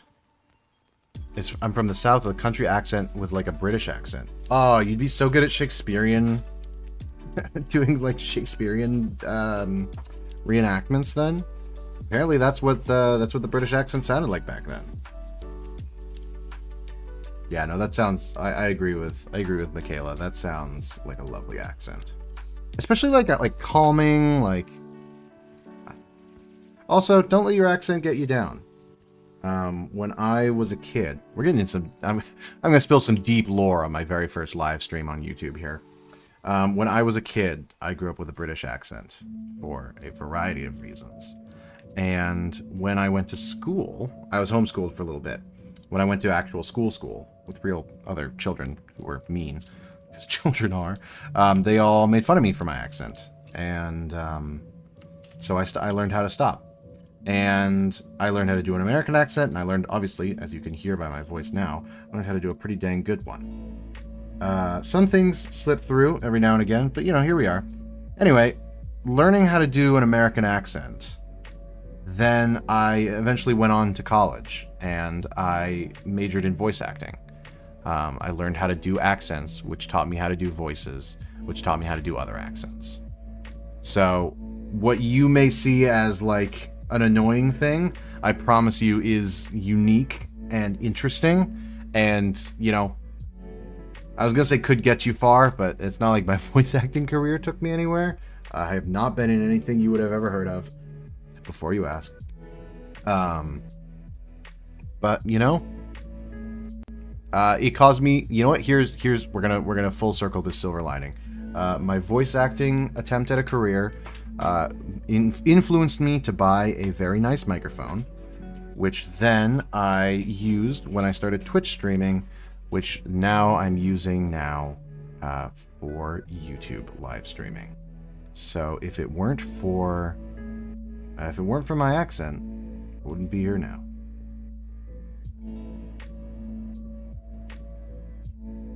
Time to plug my podcast. My podcast that doesn't that I haven't published any new episodes in many years. Yeah, I did have a radio show at one point, kind of Magnus Archive style. I'll plug it someday. I want to get back at it. I'm kind of hoping that doing this for just the love of it, like we were talking about Randucci, like doing this for the love of it, I'm hoping it's gonna get me back in that mindset of like, hell yeah, we can do creative things. Not to get deep about it. Oh, I've got a cool voice. Well, thank you very much. I really appreciate it. I've been trying to, and I don't know if you felt this way as well. I know you say you don't do as many videos, but I've been trying to record videos that have a script in them because I want to make sure to hit all my topics, but not have it sound like a newscaster voice. Shockingly easy to do when I'm just live streaming like this. Maybe it's because I'm doing something. Doing something with my hands. But it is weird. And also the other thing, G-Man, is that your voice, you know, you may not like the sound of your voice, but nobody likes the sound of their voice. Their own voice. So it sounds different than it's in your head. So I don't know. Not that, I don't know, maybe accents it's different, but I'm just spouting at this point. If I start a channel, it will just be for fun. Exactly, as it should be. That's why I'm doing it. Just to talk about cool Lego stuff. Hard agree about my voice. I appreciate that. Y'all are very kind. Some people like the sound of their voice a bit too much. You're not wrong there.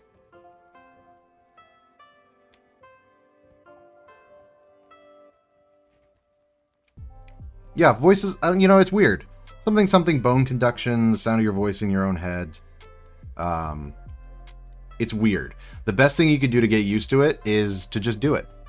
You know, just record some videos, record yourself talking, and you get used to it. Shockingly quickly. Gotta go, but nice meeting you. Hope to see another stream soon. We'll check out your other vids. If you're free tomorrow, come by to our stream. I absolutely will. I've been debating if I want to try to build the Arc 170 tomorrow, but it kind of depends on timing. Depends on if I actually do that. But certainly, I'm gonna go out of my way and try to come by. Best of luck with your chopper build, and have a good night. Thank you for coming by. Now we're just doing a bunch of these. This isn't down all the way. That's why it looks funky. We're zooming through this. My, how time flies when you're having fun. Good build, good company.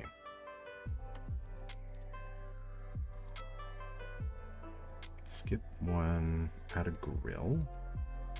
Gunmetal gray. What I'm saying is that people also think my voice is annoying. Well, people can be wrong. Hey, you know what? I mean, I trust you. You know you better than anyone else.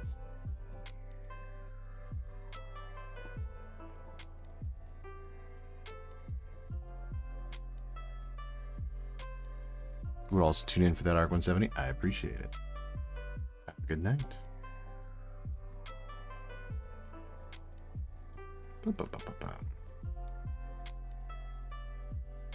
I'm really hoping that that Arc 170 set is good.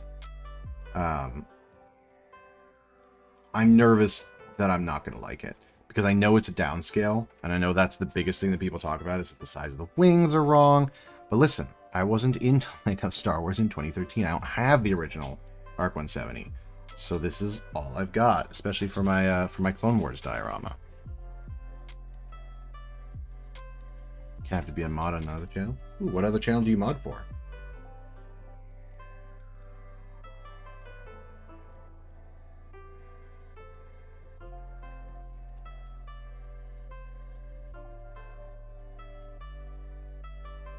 Ooh, that's very pleasing. I'm just gonna slot that right in there.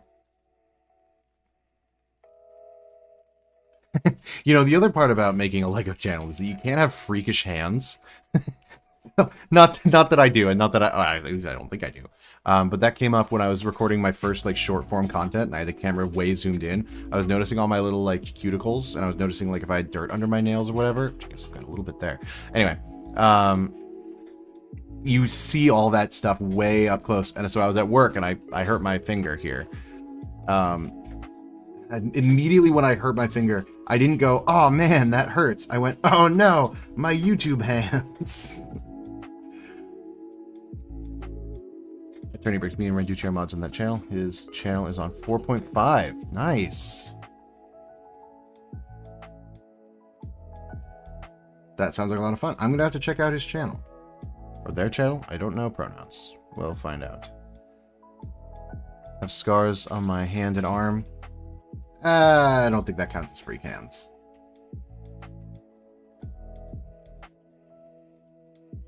I think that's probably fine.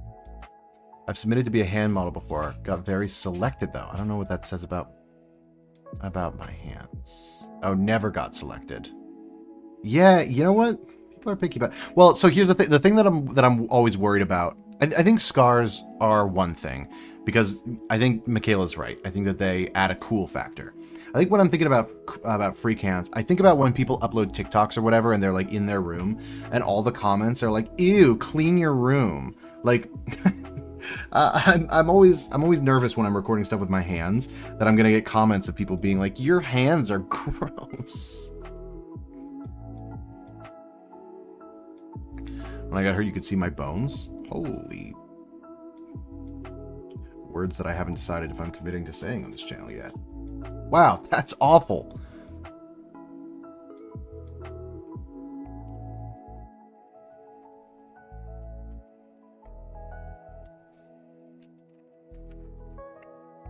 I would ask what the story is, but I'm not sure if it's going to end up being appropriate for...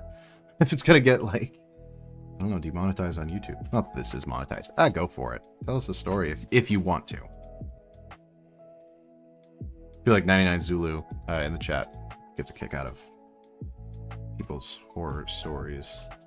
Injury horror stories. I really like this little build. I think this is cute. There were two of them on the other leg. I think they look nice.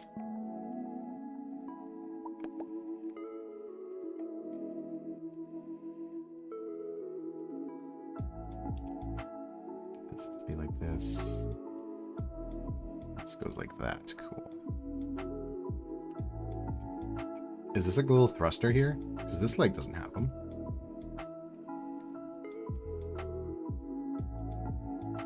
After getting all of those extra pieces in the last step, or the last bag, I'm like petrified that I missed something huge.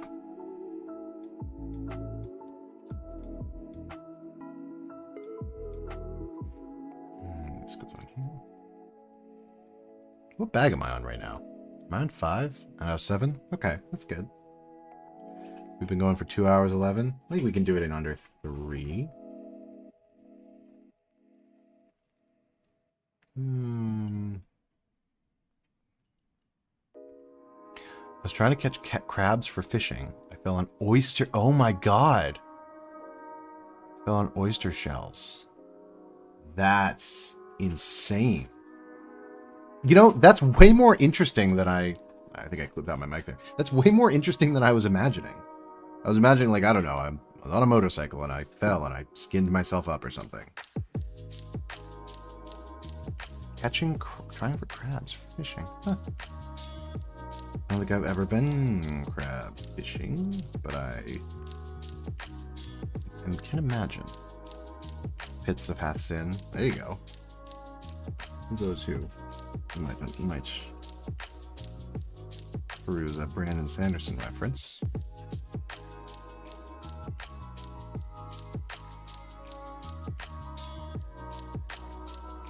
Well, I'm glad you're okay. And you've got one hell of a cool story. This goes here, yes. Good. Lucky my dad was with me. Absolutely.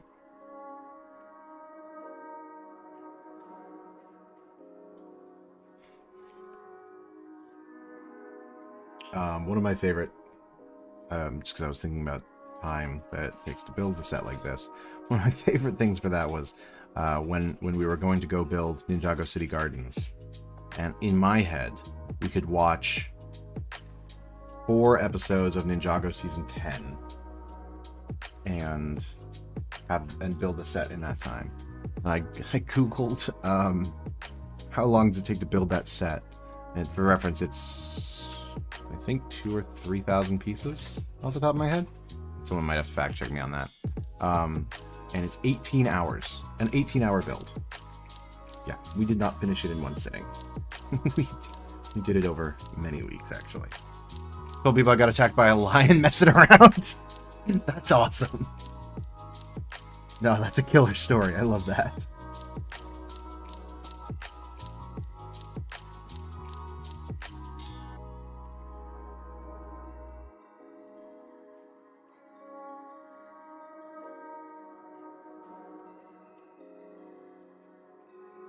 Should see the other guy, but it's just a bunch of clams that are like chilling, living their best life. Or oysters. Sorry, oysters. I don't know the difference. They're both tasty. And dangerous, I guess. You learn something new every day. I need a light bluish gray 1x1. Here's one.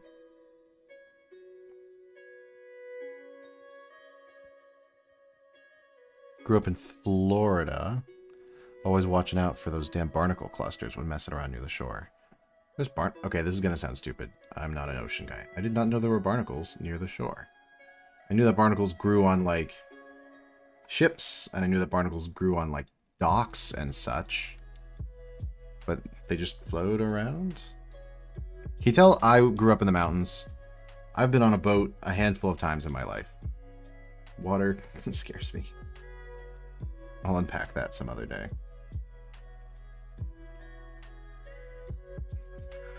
Oh boy, it's sticker time again. Whoa! Flipping that around. I don't know if that clipped my mic, I apologize.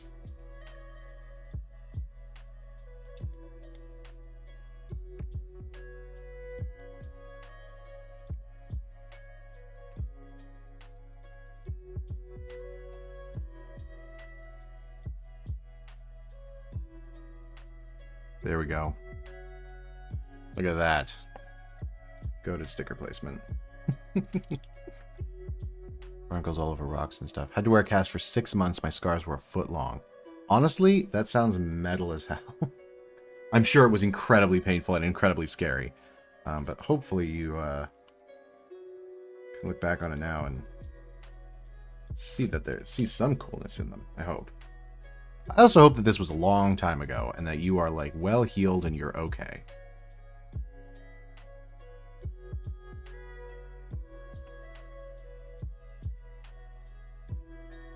That's ever so slightly crooked. It's so funny going back and looking at, like, all of those old sets that I had as a child. Because all the stickers are, like, horribly crooked.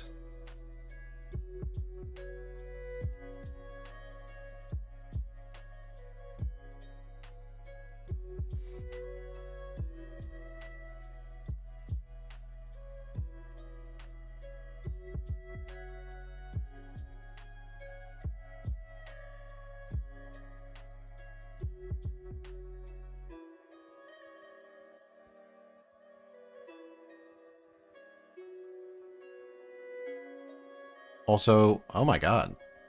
I don't know if I can read that out loud, but that sounds horrible. Actually, yeah, I almost chopped off my pinky, still messed up, and my thumb. The closest thing that I have to that is, in terms of story form, I had a friend in college who worked in a restaurant, and he was chopping up a salad. And I was really good friends with his partner. and they got a text that just said, heading to the ER. There's a bit of me in a salad somewhere. And he had nicked the tip of his finger off, and it landed in the salad. And which obviously they did not serve, but you know, they ended up finding it, I think, and they were able to stitch it back on, if I recall correctly. Kind of amazing the ways that they can heal you. My pinky is like halfway permanently bent. Ow. Dude, you had a harrowing life experience. Not what I'm thinking when I'm asking for finger food. Yeah, dude.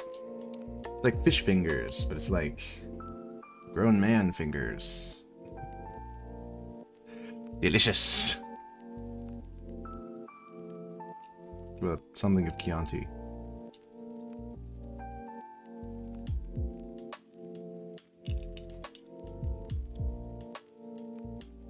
Alrighty, now we pop this bad boy on like this. And we are well on our way. Oh my god, look at that articulation. Damn. You can go all the way back.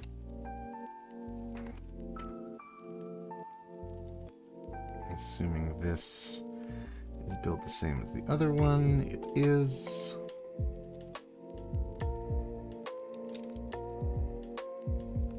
Oh, well, there we go. That's probably more realistic. Okie doke. Also, let me bend my thumb in any direction. Okay, like manually, or like, do you grab your thumb and go wherever? Or can you just like do it? Also, more importantly, does it help you with building Lego? Do you get like extra dexterity? Is that where my fine motor control went? Did you steal it?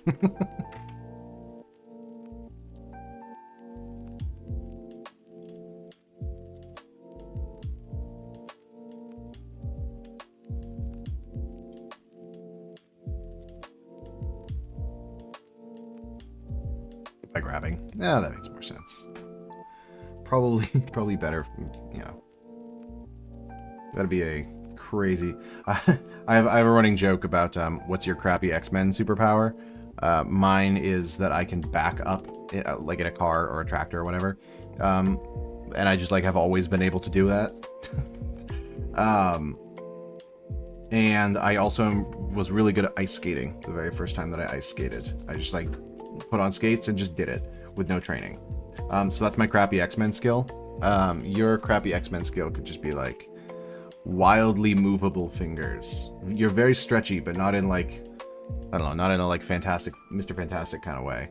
Just like you can't bend you can't shoot your arm out or bend yourself or whatever. You can just like grab your thumb and move. You could build fast, but I don't think it made a difference. Well, I guess, you know, good thing it didn't make a negative difference, right? I'm sure you've thought about that so much. I'm so sorry. Or a tractor. Okay, farm guy. Yeah, hey, like I said, grew up in the mountains. Mountain born and raised. There's the voice acting training coming in. In the hills, beyond the valley, grew a boy who couldn't move his hands properly, couldn't find motor control, but who could drive a tractor like absolutely nobody's frickin' business. My God, could he back up that tractor? Also, lets it pop out of joints. I believe that. Honestly, of all of the things that you've said about what your thumb can do, popping out of joints seems like the least surprising.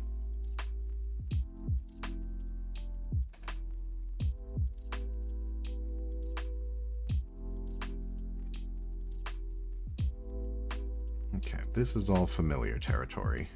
Nope. I say immediately making a mistake. Incredible. That's something that I noticed in recording YouTube videos. There are certain words that I say a lot. Incredible is one of them. Oh man, that set an incredible minifigure selection. which of course makes me self-conscious. Oh my goodness. I hope I didn't clip my mic. I hope I didn't scare any of you. I hope none of you are wearing headphones. Ooh, oh, that one made me tear up a little bit. Thank you very much. Salud. My doctor recently asked me if I have intense sneezes, and now I have a clip I can send him. You messed up my ligament? Honestly, dude, it sounds like it messed up a lot of things in your hand. I would fully believe that.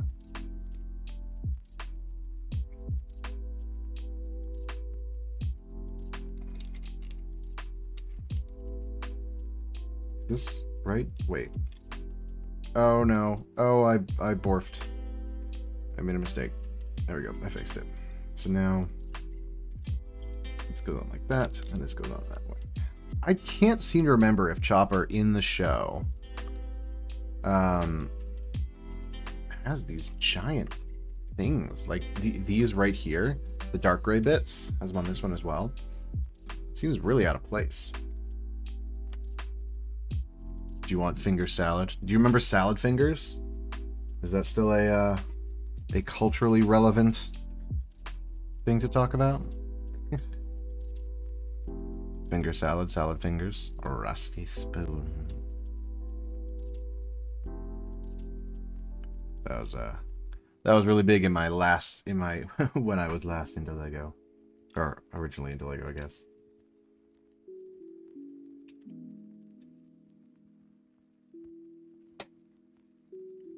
Okay, these ones go under and over. This goes like this.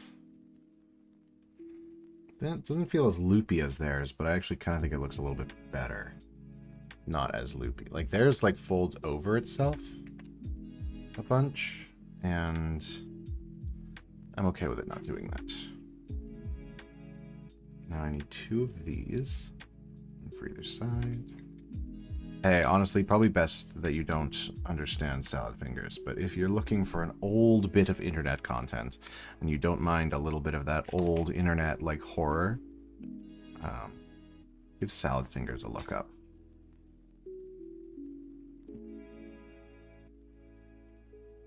That's right. Salad fingers still haunts me. You're so real for that.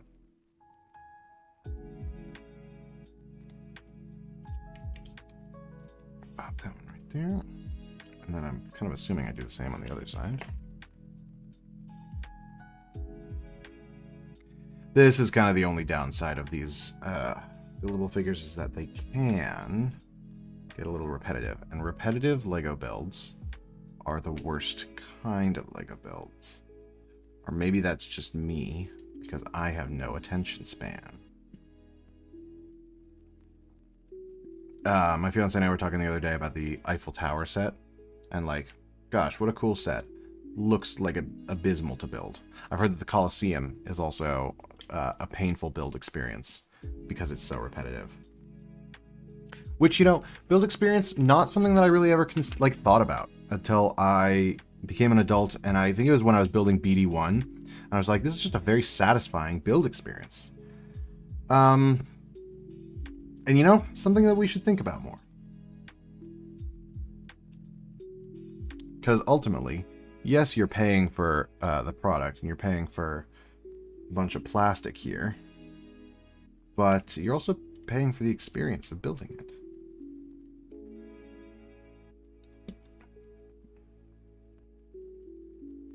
That feels like it would be I could do a video topic out of that. Like the build experience of sets. What would I talk about in that, though? I'd figure something out. I am probably younger than you. Yes, that is probably true. Given that you don't know salad fingers, I would wager that that is probably true.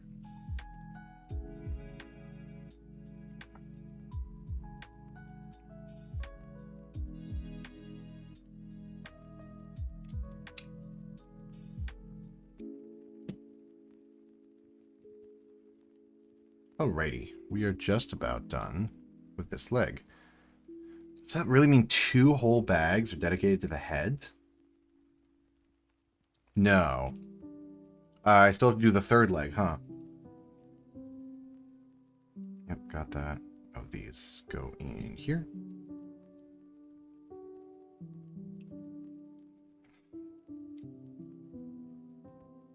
Your guess is that I'm 28? You're pretty close. You're actually very close. I am 25.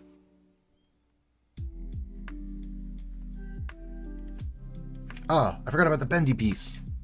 Big old bendy piece. I wish they hadn't had me build it like this, but that's okay. Imagine this has to slide in there. Yeah.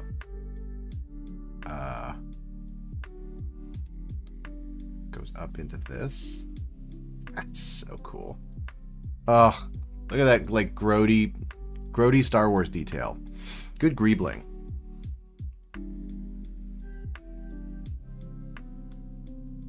And you go in like this. Hey! Look at that. He's got a boaty. And he's got his little... Nice. I like it. Okay. We'll put that there. Extra pieces be gone. Yeah, you're younger than me. Well, that would make sense. Box numero 6.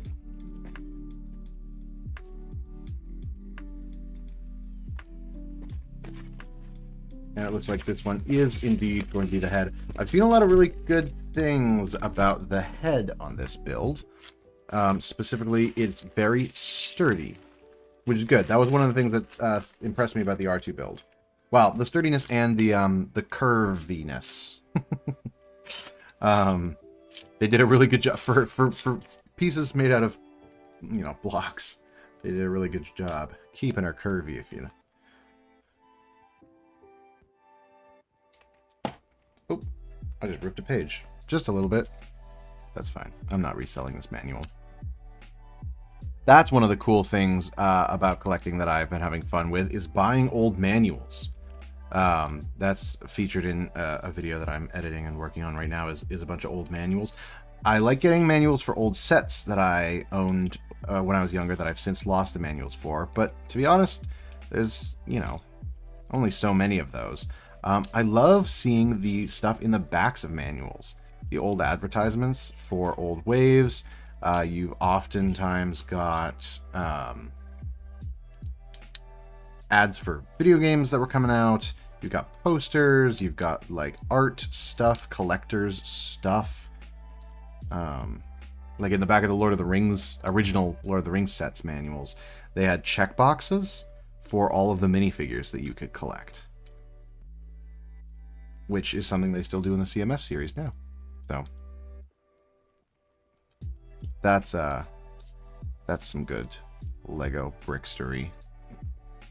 Let's see if I can get that to be a thing, or not organically. I started it. All right, you're younger than me, but not as much as I probably think. Well, okay, let's see. You've been collecting for 7 years. Somebody got you a battle pack. And that started you off. So let's see. What's 7 years ago? It's 2025. So 5 years ago would have been 2020. So 2018. So what battle packs came out in 2018?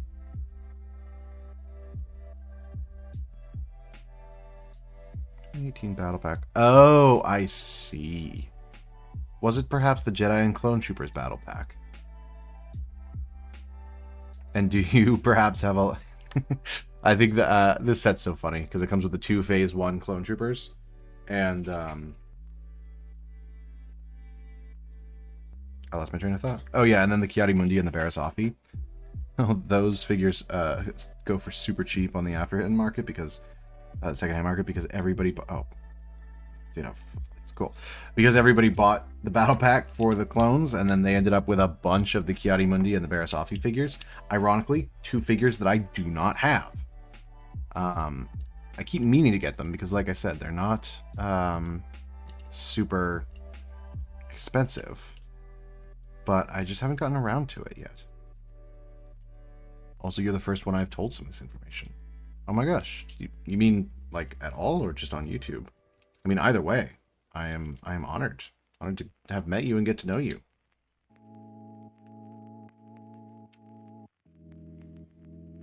This is the cool thing about Lego. I don't know. Brings people together. Yes, that's what got me started, but I was older. Okay. So I'm going to guess that you're 22 or 23 then.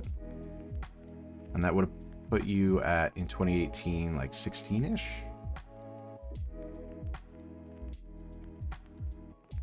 Either way. Mazel.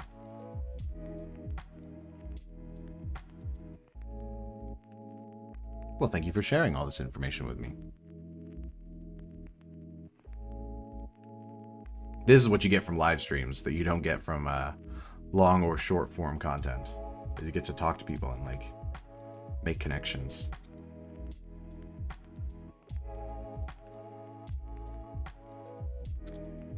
Haha, get it? Connections like like Lego pieces connect. I'm very clever. 20 about to turn 21 in 18 days. Not that anyone's counting or anything. Well, happy early birthday then. Am I doing this right? Yes. Oh, I was supposed to build 2 of these. Ruh-roh.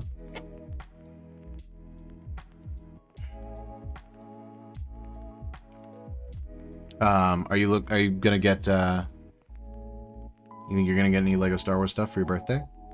Either gifts from other people or gifts for you to yourself? Because that's a pretty dang good excuse for getting new Lego Star Wars. Watch mostly streams. I prefer to watch Creeks. I'm actually a Brook streamer. A lazy river streamer. No, wait. A live brooker. Live brooker. That sounds awful. That sounds like it's a euphemism for something that I don't know what it is, and I've just incriminated myself by saying on the internet.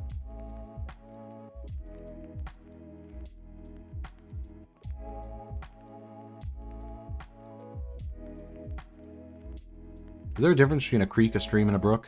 I mean, I'm sure there must be, but I'm sure somebody must know it.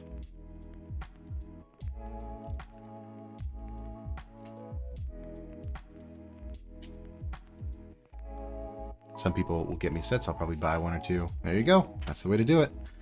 My birthday just recently passed back at the beginning of April, and nobody got me a Lego set.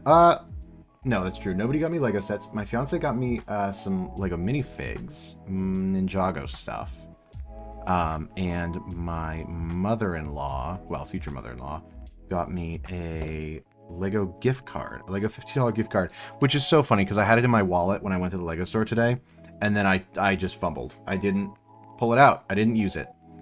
And I could have, but I didn't. That's like all there is to that story. But my plan is, I think I talked about it earlier, so stop me if I'm being redundant. My plan is to make another order online, and I'll use the gift card for that as well. Do I hunt? As in hunt animals? No, I do not. Unfortunately, hunting vintage Lego is as intense as I think I could handle. I did grow up, I grew up in rural areas. I grew up in a town of 1,400 people, and it was a lot of farmland and a lot of hunting area. And I never got into hunting, but there was a fish and game club that was right down the road from my house. And we heard the shots going off all the time. So, I am planning on getting married. Yes, I'm getting married this November. And I'm kind of thinking about, like, you know, my fiance and I have been talking about, wouldn't it be cool if we could integrate Lego into it in some way that feels classy and unobtrusive, because I love Lego, obviously, and she's honestly come way around on Lego. Not that I think she ever disliked Lego. I know she had a bunch of Harry Potter sets when she was younger, and she and her brother both watched Ninjago when back in the day, but she's come around to like really enjoy the hobby with me, which is very sweet, and I appreciate and love her dearly for that. Anyway, it'd be fun to incorporate Lego in it somewhere. On our registry is the Red Dragon's Tail, the D&D set, because we both love D&D and obviously Lego. Also, more importantly, Rivendell is on our registry. That's the one that I have a friend that I made in college who I have kept in touch with. And I'm not saying it's because she said that she might get me Rivendell for my wedding. Because she is a lovely person who I appreciate for other reasons. But, oh gosh, I would love to get Rivendell for my wedding. Genuinely, if she ever watches this. I appreciate you. D&D is for freaking nerds. Welcome, Sawyer. It's so funny to me seeing people pop on and it's just their like whole name. Their real name. D&D is for freaking nerds, and I bet you play D&D. I bet you are also a freaking nerd. Not dating anyone right now? Well, it's only a matter of time. I always like to joke whenever whenever people talk about... I get a lot of flack at work about my Lego collection, because my bosses are a little bit older, and they absolutely have no concept of just like having a collection like this. And they give me a lot of flack for having a Lego collection. I always go, well, listen, I am engaged, so proof that you can have Lego and also have somebody be into you. You might even find somebody who's into Lego. Give them a minute, it's the Google of it all. Yeah, true. Let's see. Is it me, or if you like Lego, you like Pokemon for some reason? Oh, boy. Oh, don't even get my... So, my thing, my hyperfixation is Lego, obviously. If you couldn't tell. My partner's is Pokemon. My fiance's is Pokemon. Yep. Not that I was trying to keep it a secret or anything, but my fiance is Michaela D in the chat. And she, as you can see, very into Pokemon. And so we'll have nights where we build Lego sets and we organize our Pokemon cards. She's gotten into Pokemon as well. Way to dox us. It's on Google. I also think my whole name was in a video that I recorded, so that was cool. Screen recording my Lego thing, but whatever. Chat, how are we feeling about... I don't like saying chat. That feels weird and bad. But folks, how are we feeling about Lego Pokemon in 2026? I'm very excited. If that wasn't evident. I'm planning on doing a series at some point of like making little Pokemon mocks. Just being like, Lego's taking too long to do it. I'm gonna do it. I have a friend who calls large groups of people chat. Oh boy. What a treat. Alright, we're on to our last bag. First I got out of Pokemon. But you were into Pokemon at one point? Tell me about that. And also, why'd you get out? To be fair, I don't think any one person could financially support both a Lego hobby. I was gonna say Lego addiction, as well as a Pokemon addiction, but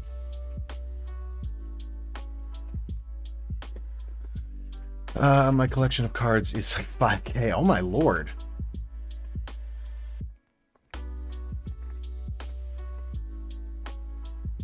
What Pokemon cards do you collect, or did you collect? Did you collect specific sets or specific Pokemon? You outgrew it. You'll be back. Just like Lego. You'll be back. Trust me, coming from someone that's like truly just a few years down the line from you. Yeah, don't even worry.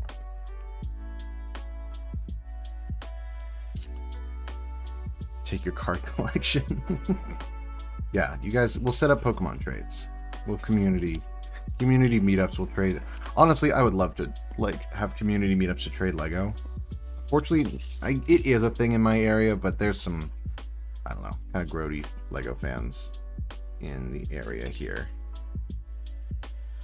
Lego fandom is tough because people are either really cool or really, what's the word I'm looking for? I was gonna say sweaty, but that's not a bad thing. I'm a sweaty Lego nerd. I have Jackstone 4+ pirate figures. Aggressive. Let's say aggressive. Oh my gosh, chat has popped off and I was not looking at it. Slowly looks over at my Magic the Gathering collection. Nice. Give Legos, I'll give cards. There you go. I'm so sad that my fiance used to have like the big Hogwarts from 2007 and unfortunately no longer does, which is devastating. I wish we had it in our apartment that is too small to support such a thing. I have to build 4 of these, so I'm actually just going to build these 1, 2, 3. I should have done this from the start. 1, 2, 3, 4. To be exact, I got a Pokemon a year ago. Okay, so you just grew out of it. Then did you? Interesting. I feel like Pokemon, like as a hobby, collecting, has gotten so big, recently, that I feel like I picked a heck of a time to get out of it. I feel like this is the time to be getting into it.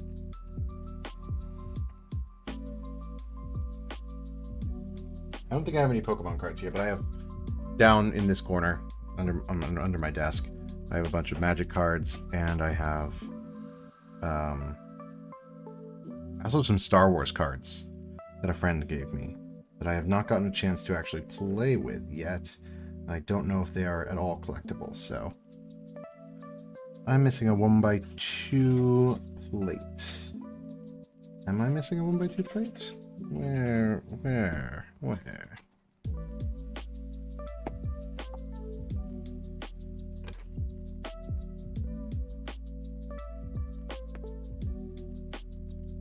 I blind? Folks, take a look at my table. I'm missing a dark bluish gray 1x2 plate. Not any of these. These are all these slope pieces. I don't think it's under anything. Not in my manual. Did I drop it? Did I not?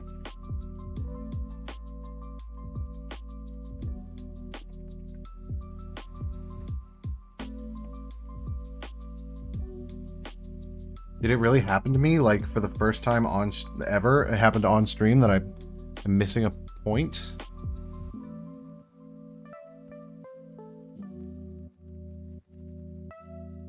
I don't know what to do with this information. Did I use a plate wrong before? I think I just opened this bag.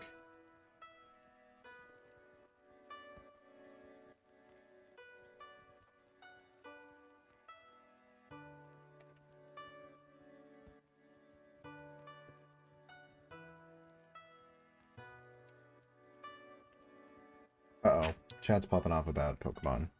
I'm out of my depth. That's okay. I'll buckle down and build Lego. Except that I'm missing a piece. I guess I'll go get one from my parts collection. I'll be right back. Give me a minute.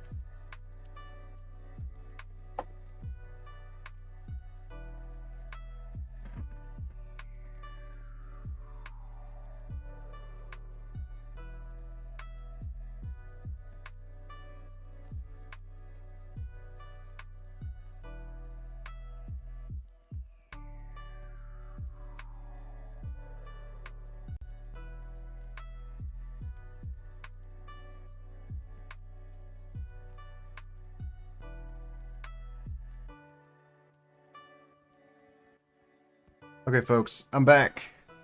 I have a 1x2 plate from my collection. That's crazy.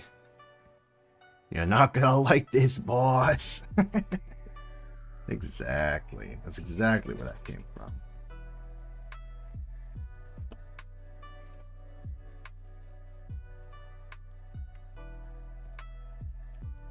Oh no, it's that I only had to build 3 of these. Oh, I'm... Come on, y'all, it's written right there. Nobody stopped me?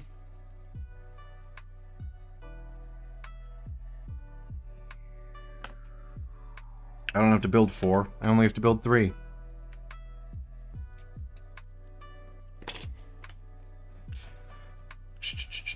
Well, hey, if it were ever true that the overlap between Pokemon fans and Lego fans, that Venn diagram is practically a circle. Here is our evidence right here.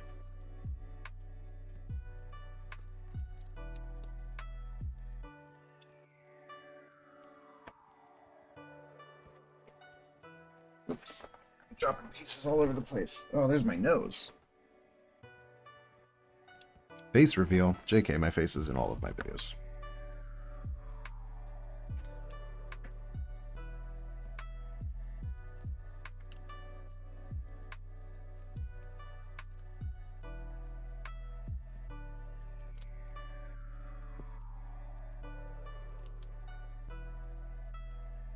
Okay. There's this one. And here's this. Perfect. Okay. Now, I guess it doesn't matter which of these goes on which. As long as I do it correctly. That breathing and the music spooked me for a second.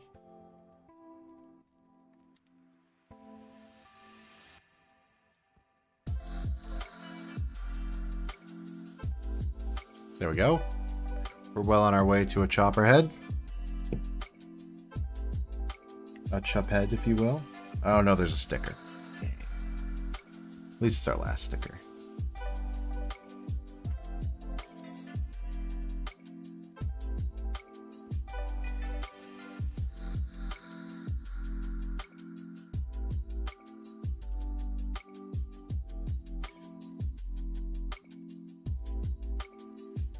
Perfect.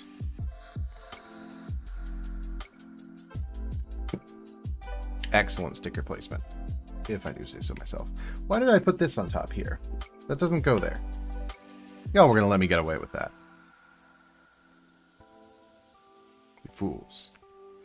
151 is hard to beat. I know that one.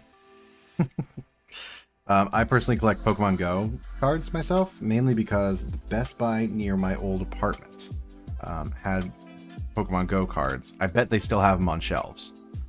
And so every time I would go to buy like an HDMI cable or whatever, I would also buy a tin of Pokemon Go cards. And I'm not like collector level close to having, you know, completion or anything. But I'm closer than not. You know what I mean? Like, I have over 50% of the cards. I have at least one card from each series. That's kind of awesome. So that's how I have my Pokemon cards organized, is by series. So I have at least like a page for each thing. But I do not have at least a card from each series. So that is tricky to do sometimes. I'm gonna put this here. I'm gonna put this here. I am gonna not put on the yellow tile that goes above here yet, because I want to try to put an orange tile, and I want to see if I have an extra one that comes with the set. Because really, an orange tile should go here. But I don't know if I'm gonna have an extra one. So my favorite was Evolution. I believe you. Unfortunately, outside of my wheelhouse. Here's those gray eyes we were talking about earlier in the chat.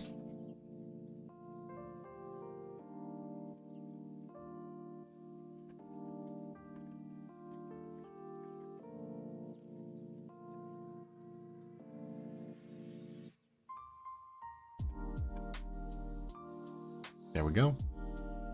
And he's got a face.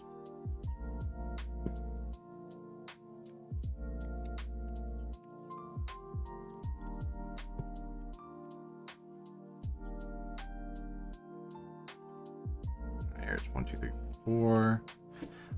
Again, we get so much, like, roundness to this.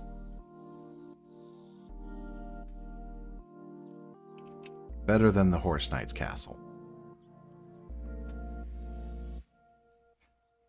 You have the most valuable card in Evolutions, and what is that?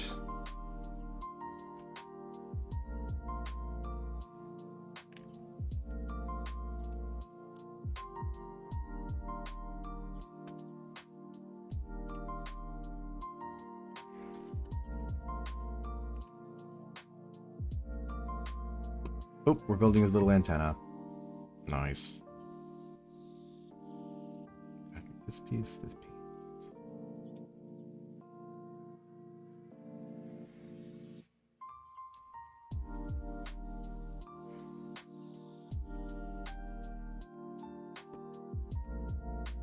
Oh my gosh, look at him. He's adorable. I love him. He's perfect. The Mega Charizard is the most valuable card in that set. I would believe that. Charizards are always the most valuable cards in their sets. Okay, this next thing I'm building 2 of, so I'm just going to build them side by side.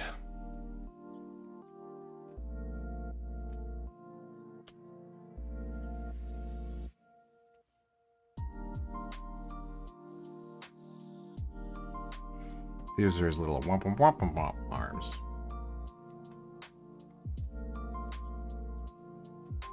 Oh, this is cool. We use 2 of these little baby bottle tops. Go in the little armholes, like that. Cool.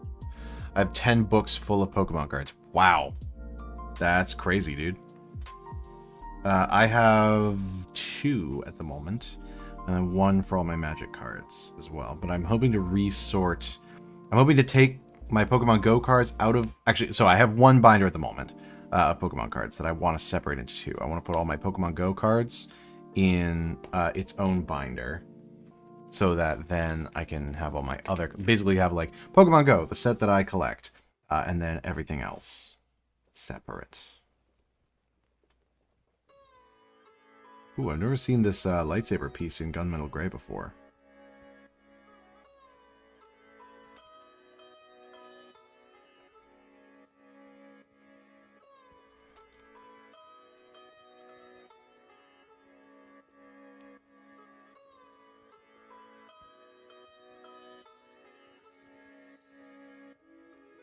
Only missing 6 cards in Celebrations. That's awesome.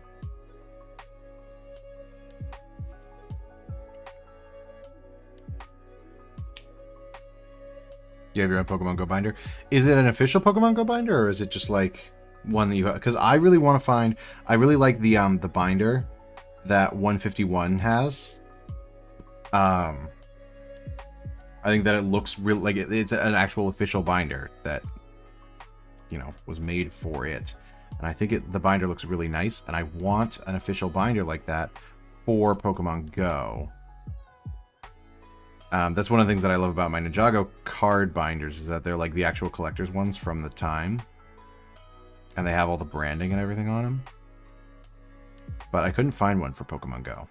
I could only find one for the 151s. Just a Pokemon binder? Alright. Well, that's still awesome. I mean, that's what I'll end up doing, and it'll still be awesome. It just means that I have to figure out what color I want it to be, and all that jazz. Oh, look at that. Look at his little arms. I love him. I feel like I was supposed to have put this on here at some point. I missed that step. Oh, almost certainly that's why... Okay, that's why I put it on the top. I was supposed to put it on the bottom. Cool. Now we take this body here. The body, yaddy, yaddy. And we attach it. Oh my goodness. Would you look at him? He's beautiful. And he has his little... Hang on, I'll do it this way. He has his little, like... And his arms are fully articulated. Oh, he's so cool. I'll continue to keep him laid down like this. for best viewing angle. My overhead cam. Okay, now we just have the leg and the plaque. We're so close.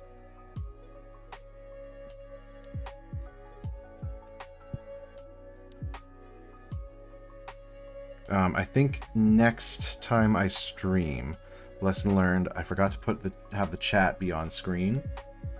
So I know YouTube has the chat can be like just next to it. But that's fine. But I want to have the chat on screen next time. So lesson learned. I figured that was the best thing about streaming on YouTube was just giving it a go. See what it's like. My stuff talking about Pokemon. Hey man, you do you. I wish I knew as much about Pokemon as some of the other folks who were in the chat and who have since gone silent know about Pokemon.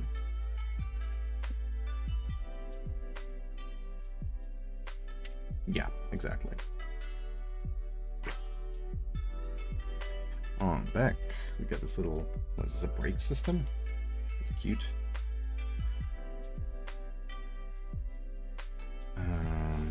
These go here.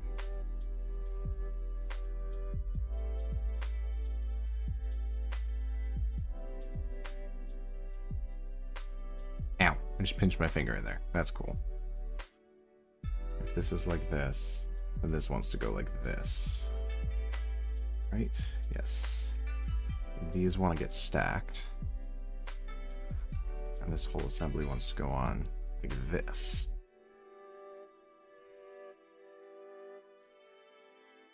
Except I've morphed it so that, there we go.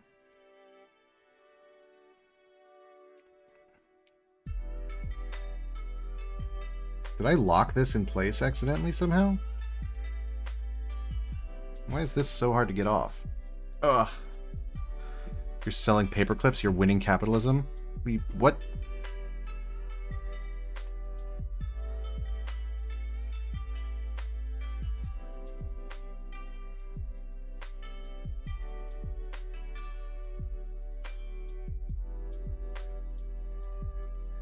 Okay, there we go. Now I got it right. You used to have a business in school? What kind of business?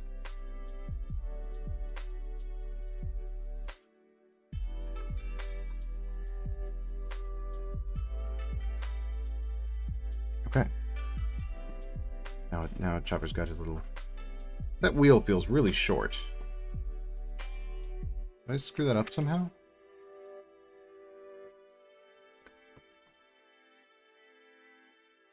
Oh, no. Oh my god, I love he can do his little wheeling around on his front wheel. I'm not super thrilled. It feels like he should... Right, so... I don't know how I can show this properly, but basically without the wheel, he stands straight up, right? I'll move this into the center so you can see he stands straight up. If I add the wheel on the bottom, he tips, well, he can't quite stand straight up. He can only stand a little bit up, but it feels like he should tip all the way back. But if I do that, this wheel on the bottom doesn't touch the ground. But I guess he can lean forward on those wheels touching the ground. But then I don't know, then it feels like his back wheels are, whatever. I guess I'm kind of nitpicking. We'll have him stand right there. Used to have business in school, but right as it's starting to make good money, they stopped it. Bracelet business, making like 40 an hour. Nice. Me and my friends had a similar thing. Not at all. My friends and I used to like make, so we used to sell acorns for stuff. Which I guess was more trading than anything else, but it was fun and silly. That was back in like school though. I don't know what your timeline was like.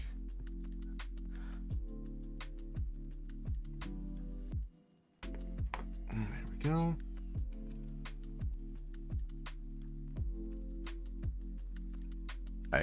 You know what? I jumped the gun. I assumed on this. I was correct. Okay. Okay, and on the... What?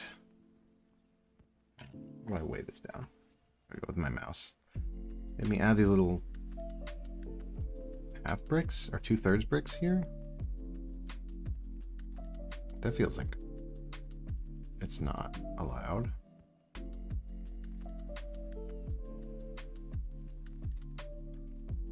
There we go. No, you're right. You are totally right. Money is money. I wasn't sure if you were actually like genuinely making money off of it, or if it was just like a fun thing that you did. But yeah, no, you're totally right. Money is money. That's awesome. Why'd you stop when the going got good?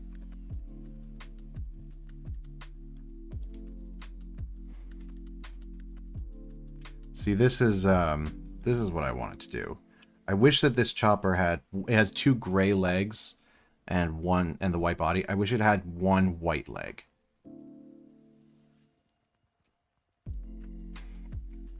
And there we go. He's the same as the Ahsoka one.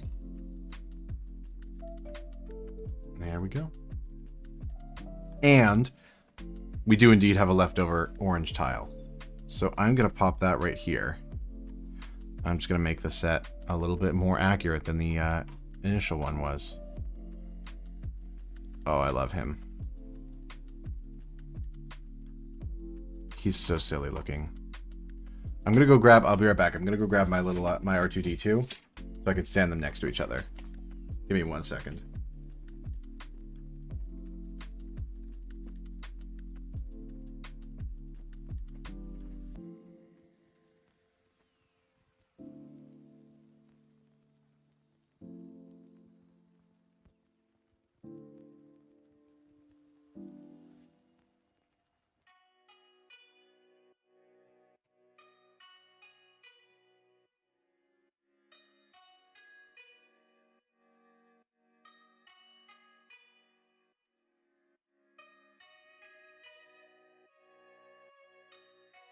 Alrighty, I'm back.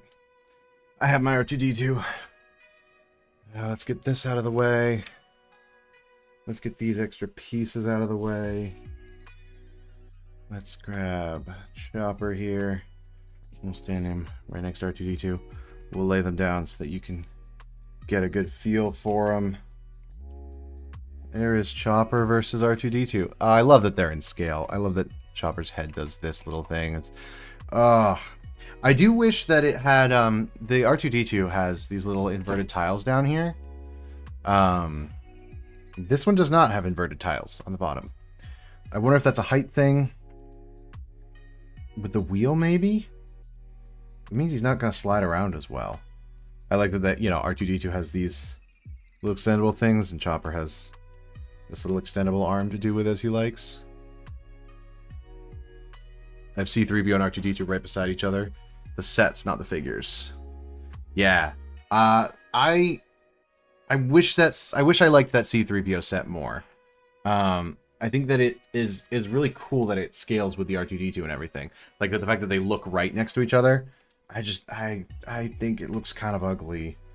Which is a bummer, because I would love to have the full set. I'm gonna put him with my BD1, which is not in the same scale. At all. But I'll have my droids near each other.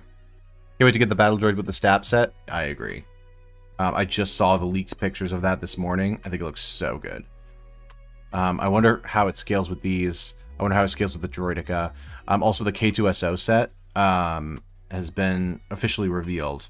I went over it in a video, and I wonder how that scales with things, because I think the eyes on K2SO look really good. Look way better than the C-3PO eyes, especially.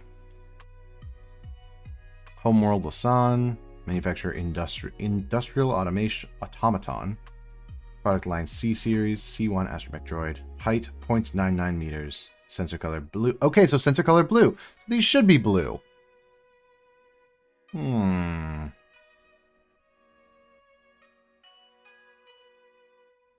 Honestly, I might do something like that. Do I have another one? No, I only have the one. Equipment: arc welder, rocket booster, computer probe, electroshock prod, fire extinguisher, grasping arms, hollow projector, buzzsaw, spark projection. Sorry, spark projector. And this looks really nice. There's no mold mark in the center of this, and this is all printed, which are two things that I know a lot of LEGO Star Wars fans have been super up in arms about. I think this looks really nice. This is one of the better looking plaques that I've got. Thought it looked ugly on the box, but in person, build is really good. The C-3PO, I believe you. The face is what looked off in the box, but in person it isn't. Okay. Because that's, you know, they made the Chewbacca, which looked freaky, and then they came out with the C-3PO right after it, and I remember at the time being like, what the hell is all of this? So good to know that the C-3PO looks better. I think I am going to do the same mod that we were talking about earlier in the chat. With the blue eyes, I think that's going to look really nice. Randucci suggested that. So I'm going to give that a try. I think that it'll make a... you know what? I'll probably make an actual video review of this at some point, and I'll talk about that then. But for now, I think I'm kind of getting... I think this is the end for tonight. Yeah, Chewbacca is not good. Not at all. Not at all at all. I hope that you all enjoyed this video. Or, this isn't a video. God, I gotta figure out how I'm gonna end live stream. I hope that you all enjoyed building this with me. I really enjoyed coming on here and live streaming. This is my first experience. It was a good one. And I look forward to doing these more. But for tonight, I think 3 hours and 9 minutes. I think we're gonna call it. So yeah. Thank you very much.